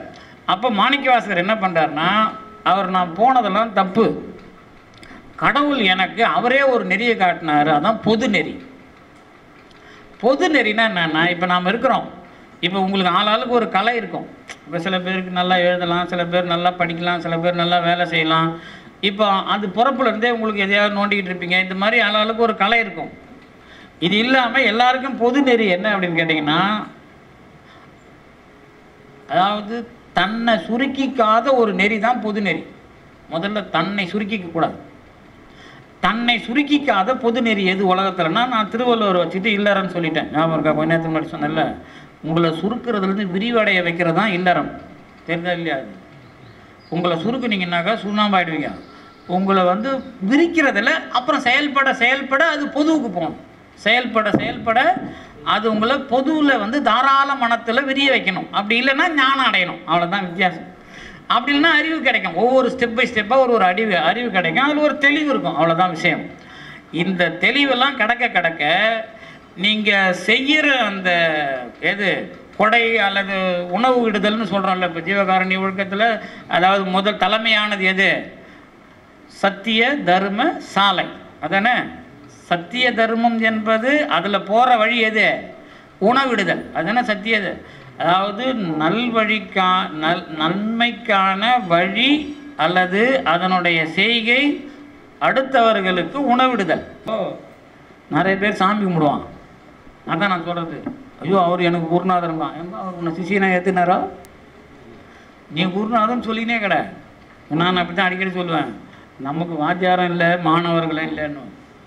நான் பெரிய ஆள் கிடையாது, நான் சொன்னது தான், நினச்சது தான் சொல்கிறேன். நம்ம நினச்சது சரியாக தப்பாங்கிறதுல நான் எனக்கு ஏற்பட்ட எண்ணங்களை உங்களோட அப்படியே சொல்லிக்கிறேன். நான் என்னை மதிப்புக்காக சொல்லிக்கிறது இல்லை, அதை ஞாபகம் வச்சுங்க. ஏன் மாணவர்களே நமக்கு இல்லைன்னு சொல்லுவேன்னு கேட்டிங்கன்னா, நம்ம நினைக்கிற இடத்துல எதுவும் வந்து சேராது. வள்ளலாருக்கு மாணவர்கள் இருந்தாங்களா? இல்லை. எங்கே இருந்தாங்க? அவர் எழுதுறாரு பாவம், மாணவர்கள்னு எவனும் மாணவனாக இல்லையே. நாங்கள் அட்மிஷன் கொடுக்குறோம், மாணவர்கள் ஆவீங்கன்னு அட்மிஷனோட போய் சேருது, மார்க் ஷீட்டு வாங்கின்னு, அவ்வளோதான். வள்ளலார், நான் அதை எப்படி தெளிவாக சொன்னேன்னா, வள்ளலாருக்கு மாணவராக இருந்தால் வெளியே வருவாங்களா? 6ஆம் திருமுறை யாரும் பப்ளிஷ் பண்ணல தெரியுமா உங்களுக்கு? வள்ளலாருடைய 6ஆம் திருமுறையை பெங்களூர்காரன் தான் பப்ளிஷ் பண்ணான். 4-5 வருஷம் கழிச்சு பசங்க ஓடிடுறான் மொத்தம். அதை விட பெரிய ஆள் கவர்மெண்ட்டு வேலையை வாங்கிட்டு சங்கராச்சாரியார் சரித்திரம் எழுதியே செத்தான். யார் திட்டா? தொழூர் வேளாளர் மொழியார். என்ன, சங்கராச்சாரியார் தான் எதிர்க்கிறார் வள்ளலார். மாணிக்க வாசகருக்கு பிறகு அகத்தே கருத்து புறத்தே வெளுத்து இருந்தவன் சொல்கிறது யாரை? ஐயர் கூட்டத்தை தான் சொல்கிறாரு, ஸ்மார்த்த பிராமணர்களை தான் சொல்கிறாரு. வேற யாரை சொல்கிறாரு? உங்களையா சொன்னார் வெள்ளையாகரிக்கின்ட்டு கேரளாக்காரங்களையா? இல்லை இல்லை, ஐயருங்களா, அதுவும் நம்பூதிரியையும் ஸ்மார்த்த பிராமணர்கள் அவங்க தான் அதில் அந்த லிஸ்ட்டில் வர்றவங்க. வேறு யாரும் வெளிப்படையாக உங்களுக்கு சொல்கிறதுக்கு பயமாகுது. எனக்கு அது தெரியுது, சொல்கிறேன். தெரிஞ்ச பிறகு சொல்லலைன்னா தப்பு இல்லை. என்ன தப்பு இல்லைன்னா தப்புன்னு சொல்லக்கூடாது, தெரிஞ்சதை சொல்லலைன்னா தப்பு, ரைட்டா? என்ன அதாவது இந்த ஸ்மார்த்த பிராமணர்கள் நம்பூதிரிகள் இந்த 2 பேரும் தான் சங்கரர். அவரால் தான் எல்லாமே இங்கே தலைகீழாக மாறுது கடவுள் கொள்கையில். அதை என்ன பண்ணுறாருன்னா சுட்டி காட்டுறாரு. அதனால தான் வள்ளலார் மட்டும்தான் அதில் வெற்றி பெறாரு. பாம்பன் சாமி கூட வெற்றி பெறல. பாம்பன் சாமி கோயில் இன்றைக்கி ஐயருக்கு தான் பூஜை பண்ணிட்டு இருக்கிறாங்க. ஏன்னா அவர் வடமொழியை சேர்த்து பார்த்தாரு. சரி வா நீயே உட்காரு, நாங்களாம் போகிறோன்ட்டு வந்துட்டோம். ஏன்னா இப்போ அதில் உறுதியாக இருந்தவர் வள்ளலார். அதனால தான் இன்றைக்கி ஐயருங்களை சந்துரு மூலமாக தூக்கி போட்டாச்சு. ஐயருங்க பூஜை பண்ணாத ஒரே இடம் இது வள்ளலார் மட்டும்தான். பெரிய கொள்கை பேசி மற்றெல்லாம் அம்மன் கோயிலை நீங்கள் வச்சிங்க, எந்த அம்மன் கோயிலை வச்சிங்க, அதை வச்சிங்கன்னு விட்ருவாங்க. ஆனால் பெரிய கோயில் கொள்கையை கையை வைக்க முடியாத ஒரே இடம் வள்ளலார், ஞாபகம் வச்சுங்க. வேறங்க வள்ளலாரை மட்டும்தான் அவங்களால ஒன்றும் பண்ண முடியல. இப்போ அதனால தான் மொத்த பேர் இவ்வளோ பேர் ஏன் வள்ளலாரை பாராட்டினாங்கன்னு தெரியுது அவங்களுக்கு. பயனிடமாறு எதுன்னு புக்கோட உண்மையே அந்த வேல்யூ அதுக்கு தான். அப்போது அதுதான் அதுக்கு முடிவு வரைக்கும் ஆடூர் சபாபதி சிவாச்சாரியா தானே பிடிச்சி வச்சுருந்தாரு. ஞாபகம் இல்லையா? வரலாறே சரியாக படிக்கிறது கிடையாது. ஆடூர் சபாபதி சிவாச்சாரியா தான் கோயிலை பிடிச்சி வச்சுருந்து அவர் மரபில் பிடிச்சி வச்சுருந்து சந்துரு ஜட்ஜி தான் அதை முதல்ல தூக்கி போட்டு இனிமேல் அந்த வேலை இருக்கக்கூடாதுன்னு ஸ்ட்ராங்காக ஜட்ஜ்மெண்ட் கொடுத்தாரு. அந்த ஜட்ஜ்மெண்ட்டுக்குலாம் நீங்கள் போட்டு பார்க்கலாம். அது எல்லாம் கிடைக்குது. இப்போ உங்களுக்கு தமிழ்லையும் கிடைக்குது, இங்கிலீஷ்லையும் கிடைக்குது. ஏன் இதை சொல்ல வரேன்னா பெரிய கொள்கையை ஸ்வாகா பண்ணிடுவாங்க. விவேகானந்தரை ஸ்வாகா பண்ணலையா? விவேகானந்தர் எவ்வளவு பெரிய ஆள், வள்ளலாருக்குன்னே நம்ம அவரை பார்க்குறோம். அவர் அவருடைய நிறுவனம் மொத்தமும் இப்போ உங்களுக்கு இந்தியாவுக்குள்ளே எங்கே இருக்குதுன்னு தெரியும் உங்களுக்கு. ஆனால் வள்ளலாரை கைப்பற்ற முடியல. ஆனால் வள்ளலார் சிறுபான்மை ஆகிட்டார். அதை பற்றி நம்ம கவலைப்படக்கூடாது. ஏன்னா அனுபவிக்க போகிறவங்க கொஞ்சம் பேர் தான் அந்த வள்ளலாரை. ஆனால் நீங்கள் அது பெரும்பான்மையாக மாற்றுறதுக்கான வழியை செய்யாமல் நடுவில் எதுலேயும் போய் மாட்டிக்கக்கூடாது. நிறைய வியாபாரிங்க வருவான் தமிழ்நாட்டுக்கு. ஏன்னா தமிழ்நாட்டில் பெரிய வியாபாரம் நடந்துக்குது. தமிழ்நாட்டில் இப்போ சீனாக்காரன் சர்க்கரையை வாங்கினான்னா கரும்பு நிறைய விளையுது, அப்புறம் பருத்தி நிறைய விளையும். உங்களுக்கு வரலாறு இன்னொரு 10-15 நிமிஷம் சொல்லலாம். என்ன வரலாற்றில் ஒரு 2 விஷயம் சொல்கிறேன். பாரதியார் அவங்க அப்பா ஜவுளி துணி கடை தான் பருத்தியை தான் பஞ்ச நூல் ஆக்கிறது தான் ஆரம்பித்தார். பிதப்புறம்ங்கிற ஊரில் எட்டயபுரம் பக்கத்தில். ஆனால் நஷ்டத்தில் செத்து போயிட்டாருன்னு வரலாறு எழுதுவான். அப்படி இல்லைடா தம்பி, அந்த ஊரில் ஹார்வி சகோதரர்கள் 4 ஸ்பின்னிங் மில் ஆரம்பிக்கிறான். இந்த பக்கம் மெஜ்ரா கோஷன் திருநெல்வேலியில் பார்க்குறீங்க பாருங்கள். அதெல்லாம் அவங்க குரூப் கம்பெனி அப்போ ஆரம்பித்தது தான். அவன் என்ன பண்ணுறான்னா இந்த ஆளை ஒழிச்சிட்டு நாம் கம்பெனி ஆரம்பிக்கணும்னு எட்டயபுரம் கொடுக்க வேண்டிய காசு நிறுத்துறானுங்க, கம்பெனியை கொளுத்தி விட்டுறானுங்க. பாரதியார் நசுக்கி தான் இன்றைக்கி பார்க்குற மெஜ்ரா கோர்ஸ்லாம் உங்களுக்கு. பாரதியார் அவங்க அப்பாவை சாவடிச்சதுனால தான் இவ்வளவும் உங்களுக்கு வளர்ந்தாங்க. இன்றைக்கி நீங்கள் மெஜ்ரா கோர்ஸ் ஹார்வி சகோதரர்கள்னு பேர் அவங்களுக்கு. ஹார்வி பிரதர்ஸ் தான் சுவிட்சர்லாந்துக்காரன் தான் மதுரையிலேருந்து திருநெல்வேலி வரைக்கும் அந்த பஞ்சியை வாங்கி நூலாக்குறான். ஒரு கம்பெனி இந்த ஆளுக்கு நஷ்டமாயிட்டான். வரலாறு எழுதான். புரியலையா உங்களுக்கு? அப்போது அந்த மாதிரி என்ன பண்ணுவாங்க அப்படின்னு கேட்டிங்கன்னா விஷயத்தை கபலீகரம் பண்ணுறது தான். இந்த கபலீகரம் பண்ணுற வரலாறு பாரதியாரோட அப்பாவோட வரலாறு அப்படி தான் பண்ணுறாங்க. அதனால் என்ன பண்ணுவாங்க அப்படின்னு கேட்டிங்கன்னா வரலாற்றை உங்களுக்கு சுருக்குவாங்க. இந்த சுருக்கிற வரலாறில் நீங்கள் ஏமாந்துட்டீங்க அப்படின்னு சொன்னீங்கன்னா எப்போ வாங்க வியாபாரம் பண்ணுங்கள், நாங்கள் வேணான்னு சொல்ல, ஆனால் நாங்கள் தப்பானவன்னு சொல்லிட்டு வியாபாரம் பண்ணாதீங்க. எங்கள் சீனாக்காரன் சர்க்கரை இங்கே வாங்குவான். கரும்பு நிறைய இருக்கும். இங்கே தானே கரும்பு நிறைய. கரும்பு தெரியல. கரும்பு இந்தியாவில் மூதாதை நாம தான். கரும்பை இந்தியாவுக்கு கொண்டு வந்தது அதியமான். இந்தியானா தமிழ்நாடு. அன்னைக்கு தமிழ்நாடு தான் இந்தியா. அதியமான் எப்படி கொண்டு வரான்னா ஆஸ்திரேலியா பக்கம் கொண்டு வரான் கப்பலில். அதை ஔவையார் பாடுறாங்க, உங்கள் முன்னோர் தான்பா கரும்பை இங்கே கொண்டு வந்தாங்கன்னு. இங்கேருந்து கரும்பை அசோகம் கொண்டு போகிறான் வடநாட்டுக்கு. அதனால் இன்னமும் கரும்புக்கு இந்தியில் இக்குன்னு தான் பேர் இருக்கும். தமிழில் இக்கு தான், அங்கே ஈக்கும்பான். அவ்வளோதான். ஈக்கு புக்குன்றல நம்ம இக்கு, அவன் ஈக்குன்னா. இந்த இன்ன வரைக்கும் அதுக்கு வேறு வார்த்தை கிடையாது கரும்புக்கு. அப்போ அதுதான் இவன் என்ன பண்ணோம், வரலாற்று கர்சோகர் சாலையில் மரங்கள் என்ற இல்லைப்பா, தமிழ்நாட்டிலேருந்து மாமரத்தை கொண்டு நட்டார்னு எழுதுன்னு சொல்லணும். நம்ம மாமரம் கரும்புலாம் இங்கேருந்து கொண்டு போகிறாங்க. எது அசோகன் காலத்தில் அதியமான் காலத்து விஷயம் இது. அப்போ இது எதுக்கு சொல்ல வரேன்னா அவன் சர்க்கரையை வாங்குவான். சீனாக்காரன் இங்கே வந்து 1 கிலோ சர்க்கரையை 2 ரூபாய்க்கு வாங்குவான். இங்கேயே குடோனை போடுவான். அப்புறம் இங்கே சர்க்கரை பஞ்சம் வந்துடும். இங்கேயே 14 ரூபாய்க்கு விற்பான். கவர்மெண்ட்டுக்கு 7 ரூபாய்க்கு விற்று கவர்மெண்ட் நமக்கு 14 ரூபாய்க்கு விற்கும். புரியுதா கதை? இந்த வியாபாரம் தான் இங்கே இருக்கிற சாமியாருங்க வியாபாரம். அதாவது இங்கே இருக்கிற சாமியாருங்க வந்து இங்கே இருக்கிற சரக்கில் கொஞ்சம் எடுத்துக்கிறது. பேட்டைன்னு ஒரு வேட்டையா சதுரங்க வேட்டைன்னு ஒரு படம் வந்தது. டேய் கொஞ்சம் உண்மையை போட்டு கலந்து மீதி பொய்யில் வியாபாரம் பண்ணுறா, நல்லா வியாபாரம் பண்ணணும்னு ஒரு கலசத்தை விற்பான் பாருங்கள். அந்த படத்தில் மதுரை கலசத்தை திருடி அதை அரைச்சி காணாமல் பண்ணிட்டு அப்புறம் புதுசாக ஒரு களத்தை செட் பண்ணி கொண்டாந்து விற்பான். நீங்கள் இவ்வளோ உண்மையை காட்டினவனு திருந்த மாட்டீங்களா? தெரியும் எனக்கு. அதாவது வந்து அதை அழகாக காட்டுவான் அவன். அதில் டேய் இந்த மக்களை ஏமாத்துறதுக்கு கொஞ்சோண்டு உண்மையை கலை பொய்யில் என்ன. ஏன்னா வந்து உங்களுக்கு தெரியும், ஒரு நல்ல தண்ணி ஒரு குடம் இருக்குதுன்னா அதை கெட்ட தண்ணியாக ஆக்கணும்னா ஒரே ஒரு சொட்டு சாக்கடையை விட்டால் போதும். அதனால் ஒரு பெரிய சாக்கடை ஒரு குடத்தில் போய் ஒரு சொட்டு நல்ல தண்ணி விட்டால் கூட அது நல்ல தண்ணியா? அப்போ இதான் அருமை, இதான் உங்கள் வாழ்க்கை, இதான் வள்ளலார் உணர்த்துறது. நான் வந்து இவ்வளோ கஷ்டப்படுறேன் அப்படின்னா நல்ல தண்ணி ஆக்கிறதுக்கு, நல்ல தண்ணியை கெடுக்கிறதுக்கு ஒரு சொட்டு விஷம் போதும், ஒரு சொட்டு சாக்கடை தண்ணி போதும். ஆனால் ஒரு குடம் சாக்கடை தண்ணிக்கு ஒரு சொட்டு நல்ல தண்ணி போதாது. அப்போ மொத்தமும் நல்ல தண்ணி ஆகிறதுக்கு நீங்கள் கஷ்டப்பட்டு தான் ஆகணும். இந்த கஷ்டப்படாமல் நோவாமல் நோம்பு கும்பலான்னு பார்த்தீங்கன்னா என்ன வேணாலும் பண்ணுங்கள். அதை பற்றி எனக்கு இல்லை. எனக்கு வந்து நானோ வள்ளலாரோ இல்லை பாம்பனாரோ அதுக்கு இல்லை. தம்பி சொல்கிறத கேட்டால் ஆச்சு, நாங்கள் உங்களை பார்த்துக்குறோம். இல்லைன்னா நீ ஆச்சு, வினையாச்சு, உங்கள் அப்பா சிவபெருமான் ஆச்சு, இல்லை அவங்க அப்பா முருகன் ஆச்சு. என்ன அப்பனா சுப்பனா? சுப்பனா அப்பனுக்கு அப்பா சுப்பன், அப்பனுக்கும் மேலானவன்னா சுப்பன். அதான் தமிழ். அது இன்னும் கேட்டால் அவருக்கு அப்பனை இவர் பிள்ளையாக்கி பிள்ளைய அப்பனாக்கி கதையை மாற்றினாலும் அதுதான் அப்புறம் என்ன. அதே கதை நடக்கும் வரலாறுல புராணத்தில். என்ன அப்பனை பிள்ளையாக்குவானோ பிள்ளைய அப்பனாக்குவானோ எல்லா வேலையும் பண்ணுவானோ. அதனால் வரலாற்றுக்குள்ளே போய் மாட்டிக்காமல் செயல்படுகிற விஷயத்தை ஜீவகாருண்யமாக அமைத்தார். இதை பொது நெறி என்று மாணிக்க வாசகர் சொல்லுகிறார். இதுதான் காரைக்கால் அம்மையார் திருஞான சம்பந்தர்லாம் அறிவிச்சது. என்ன அப்படின்னு கேட்டிங்கன்னா, எல்லா உயிர்களும் வாழ வேண்டும் என்று தான் கடவுள் பிறப்பை கொடுத்தார், வாழ வைக்கிறார். அப்போ அடுத்த உயிர் வாழ வேண்டும் என்று நான் முதலில் எதை செய்வது அப்படின்னா, உடம்பும் உயிரும் பிரியக்கூடாது. அதுக்கு என்ன? உணவு. உடம்பு மூலமாக உயிர் வாழுகிறது என்று சொன்னால் அறிவு, அதற்கு திருக்குறள். உடம்புக்கும் உயிருக்குமான தொடர்பில் நோய் வந்தால் மருத்துவம். இந்த 3ஐயும் அவர் சத்திய தர்மசாலையில் மேற்கொண்டார். என்ன பண்ணார்? உடம்பும் உயிரும் பிரியக்கூடாது, உணவு. உடம்பினால் வாழ்கிற உயிர் அறிவினால் வாழ்ந்ததாக சொல்ல வேண்டும் திருக்குறள். அந்த அறிவுக்கு பிறகு ஏதாவது நோய் வருமானால் அதை தீர்த்து கொள்வதற்கு மருத்துவம், சித்த மருத்துவம். இந்த 3ஐயும் வள்ளலார் சத்திய தர்மசாலையில் இயக்குறார். இப்போ நாம் அடுத்த உயிர்களுக்காக இந்த 3 வகையில் வேலை செய்ய வேண்டும் கண்டிப்பாக. அதில் உணவு என்பது பொது, எல்லாருக்கும், எல்லாராலையும் முடியும். நீங்கள் சித்த மருத்துவராக நீங்களே ஆகிட முடியாது, நீங்களே திருக்குறள் பகுப்பு நடத்துகிறவராக ஆகிட முடியாது. ஆனால் உணவு வழங்குறது எல்லாருக்கும் பொது. இந்த உணவு வழங்குகிற இந்த விஷயத்துக்குள்ள நீங்கள் கற்றுக்கிட்டு உங்கள் சாப்பாடை நல்லவன் சாப்பிட்றதுங்கிறது தான் கடவுள் உங்கள் வினையை கழிச்சு கொண்டாந்து நிறுத்துறார். அதுக்கு முன்னாடி வினையை கழிச்சிட்டு இருக்கார். சாப்பிட்றது மூலமாக, சாப்பிட வைக்கிறது மூலமாக. சாப்பிட்றதுன்னு ஏன் சேர்த்தேன்னு சொல்லுங்கள் பார்ப்போம். நிறைய பேர் இப்போ சாப்பாடு கொடுக்கறதோட சாப்பிட்றதெல்லாம் நிறுத்திட்டாங்க. அவன் சாப்பாடெலாம் நான் சாப்பிட மாட்டேன், நான் சாப்பாடு ஒன்றா கொடுப்பேன், இப்படி நிறைய பேர் அலையிறான். இந்த அன்னதானம் பண்ணுறவன் நீங்கள் அவனை கூப்பிட்டு சாப்பிட வைங்களா? ஏன்?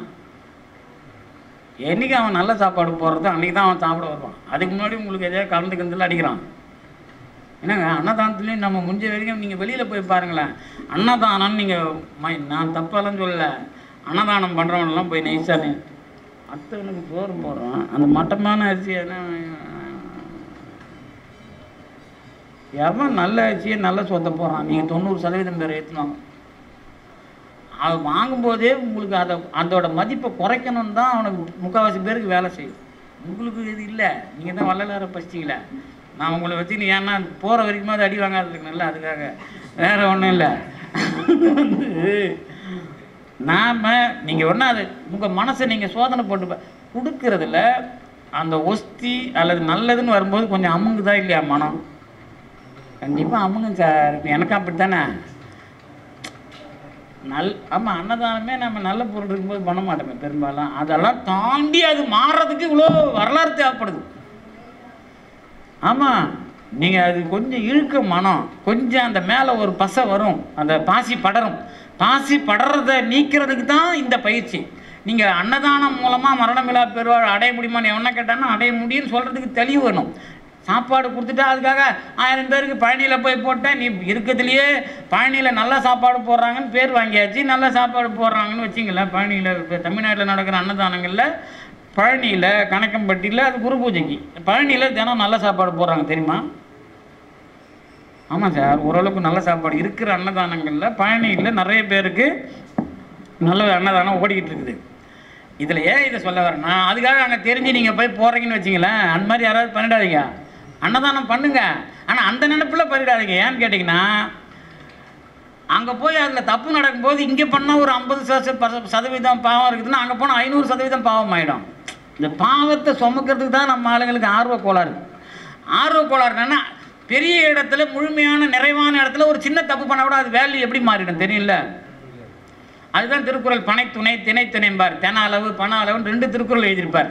பழிக்கும் புண்ணியத்துக்கும், உதவிக்கும் பழிக்குமே பனையும் தினையும் பயன்படுத்துவார் திருவள்ளுவர். அதே மாதிரி உலகு பயன்படுத்துவார். உலகு ஞாலம் இந்த 4 இடத்துல இதெல்லாம் எதுக்கு பயன்படுத்துவார்? பெருசு ஆக்கிறதுக்கு பயன்படுத்துவார். அப்போ இந்த பெருசு உதவி ஞால பெரிதும்பார்ல, இந்த பெருசை காட்டுறதுக்கு வள்ளுவர் பயன்படுத்துகிற ஒரு டெக்னாலஜி வித்தியாசமாக இருக்கும். அதில் நீங்கள் போய் வந்து நல்லது பண்ணுறங்கிற பேர்வையில் பாவத்தை நிறைய சுமந்துடாதீங்க. அதை முதல்ல தெரிஞ்சுங்க எல்லாரும். அதனால் பாவத்தை சுமக்காத நல்லது பண்ணுறதுக்கான பயிற்சியை சாப்பாடு கொடுக்குறதுல மேற்கொள்ளுங்களேன். அது ஒரு அபரிமிதமான அதாவது மன வக்கரங்களை எந்த அளவுக்கு அகற்ற முடியுமோ அந்த அளவுக்கு உங்கள் வக்கரம் அழியும். அது சாப்பாடு கொடுத்து பார்த்தீங்கன்னா தான் தெரியும். ஆனால் இப்போ நாம் கொடுக்கறதுலாம் இன்னும் யாரும் சாப்பாடு போடுற அளவுக்கு வரல. அதெல்லாம் கொஞ்சம் உங்களை சொல்லலைன்னு சொல்லிடுவான் கட்சியாக. அதாவது சாப்பாடுனா இப்போ எத்தனை பேர் சாப்பாடு மனமும் வந்து மனைவிக்கு கணவன் போடுறது, கணவனுக்கு மனைவி போடுறது, இல்லை வந்து பிள்ளைக்கு போடுறது, இல்லை வந்து விருந்தாடிக்கு போடுறது, இல்லை வந்து வேலைக்காரனுக்கு போடுறது, இல்லை திடீர்னு வர்றவனுக்கு போடுறது. இதில் எத்தனை பேர் தேடி இருக்கிறீங்க? ரொம்ப கஷ்டமாக இருக்குது. வடிவேல் சொல்கிற மாதிரி ரொம்ப கஷ்டமாக இருக்குதுப்பா. அதாவது எத்தனை பேர் 3வது ஆளுக்கு சாப்பாடு போகிறதுல கொஞ்சம் மனம் விரிவடைஞ்சிருக்குது. அதுக்கப்புறம் தான் அதில் இருக்கிற அதுவும் அப்போ தான் டெஸ்ட்லாம் வரும். சாப்பாடு நல்ல சாப்பாடு வச்சுருப்பீங்க, யாருக்கும் தெரியாமல் நீங்கள் அப்போ தான் உங்களுக்கு பசியும் அதிகமாக இருக்கும். இது 2த்துக்கும் நடுவில் அர்த்தம் வந்து என்னன்னா எப்படி இருக்கும்? அதுக்கு தான் பெரிய புராணம் படிக்கிறது. நீங்கள் ஒன்று அப்போ போகும்போது தான் சார் தெரியும், இப்போலாம் அது புரியாது. உங்களை கடவுள் எவ்வளோ கிரிமினல் வேலையில் கொண்டு போய் நிறுத்துவான்னா உங்களுக்கு பசி வர வச்சுருவான். அந்த நேரத்தில் நல்ல சாப்பாடை வேறு இது ஒன்று சேரும்.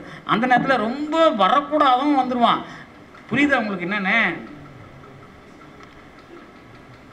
அவனை எதிரியாக நினச்சிக்கிட்டு இருப்பீங்க, அவனை அடிக்க நினைப்பீங்க, அவன் வந்துட்டான்.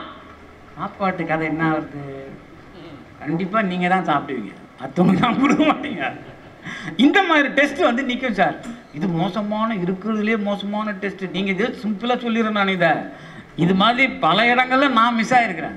எனக்கு நான் அது மேலே யாருன்னா நான் நினைக்கவே இல்லை. எனக்கு பிடிக்காதுன்னு சாப்பாடு கொடுக்கக்கூடாதுன்னு இன்னமும் தெளிவாக இருக்கிறேன். ஆனால் நீங்கள் அப்படி இருக்காதீங்கன்னு சொல்ல வரேன். புரியுதா உங்களுக்கு? இல்லை நான் அதாவது இந்த சாப்பாடு கொடுக்கறதுலாம் பயங்கர டெக்னாலஜி. அதனால தான் அந்த ஒரு விஷயத்தை பருவந்த செய்யாமைன்னு அதுதான் திருக்குறள். அந்த ஒரே திருக்குறள் அவர் அடைக்கிட்டார். அவ்வளவு வள்ளல் பெருமானுடைய அந்த மரணமில்லா பெருவாழ்வுக்குரிய ஜீவகாருண்யத்தை அப்படியே அடைக்கிறார். கொடுத்து தான் பாருங்களேன். முதல்ல மனநிறைவாக புருஷன் பொண்டாட்டி புருஷனுக்கு போடுறாங்களா பாருங்களேன். அதுக்கு முதல்ல வாழுது, அப்புறம் பிள்ளைங்களுக்கு போடுறது, அப்புறம் விருந்தாடிக்கு போடுறது, அப்புறம் வேலைக்காரனுக்கு போடுறது, அப்புறம் திடீர்னு வரவனுக்கு போடுறது. இதுலேயே மேட்ரு முடிஞ்சிடும். அப்புறம் என்ன அன்னதானம் பண்ணி வாழ்ப்போம். அம்மா காசை கொடுத்துட்டு எவன் வயதுலையாவது இருக்கிறது வந்து புறாண்டிக்கிட்டு வர்றது, அதெல்லாம் வந்து அப்புறம் முயற்சி பண்ணி பாருங்கள். இதில் எல்லாமே முடியும். இதுக்குள்ளே உங்களுக்கு கற்றுக் கொடுத்துருவாங்க. நீங்கள் அமைதியாக இருக்கிறது, சகிப்புத்தன்மை வர்றது, உண்மையாக உழைக்கிறது, இதில் எல்லாம் உங்களுக்கு தொடர்பு வந்துடும். ஆனால் எவங்கையும் ஏந்தாமல் நீங்கள் செய்கிற மாதிரி வரும். இவ்வளவும் இந்த பிறப்புலேயே முடியுமா? அது ஒரு குருவி தலையில் பணம் பழத்தை வச்ச மாதிரி ஆகிடாது ஆகும். அதுக்கு என்ன பண்ணுறது? குருவி தாங்குற மாதிரி தான் இருக்கும் அந்த பணம் பழம். அதனால் கவலையே படாது. ஏன்னா மேலே கடவுள் பிடிச்சிட்டு இருப்பார். பணம் பழத்தை வச்சுக்கிட்டு அவர் பிடிச்சிட்டு இருப்பார். வெளியில் போட்டோ எடுக்கிறவனுக்கு குருவி தலையில் பணம் பழம் இருக்கிற மாதிரி தெரியும். என்ன, அதுதான் மகான்களோட வேலை. அந்த மகான்களுடைய வேலைக்கு நாம் இடம் கொடுக்கணும். அப்போ தான் நான் செய்கிற இந்த வேலை கடவுள் ஏற்றுக்கிறார். இப்போ தான் உங்களை கடவுள் நினைக்கிறார். இதுக்கு முன்னாடி உங்களுக்காகவே நினச்சிருந்தார். நீங்கள் நினைக்கிறத கடவுள் நினைக்கணும் அப்படின்னா நீங்கள் உண்மையிலேயே இந்த இடத்துக்கு வந்துட்டீங்க. எந்த இடத்துக்கு? கடவுள் தொண்டிற்கு வந்து விட்டீர்கள் என்றால்தான் ஆன்ம நேயம் என்பது வேலை செய்ய ஆரம்பிக்கும். அதான் உரிமை. உரிமை அதுக்கு முன்னாடி கிடையாது. அதுக்கு முன்னாடி செயல் தான், கடமை தான். உரிமையாக அது மாறணும்னா உங்கள் செயலை கடவுள் ஏற்றுக்கொள்ள வேண்டும். இதுக்கு பாடுபடுறார் வள்ளலார்.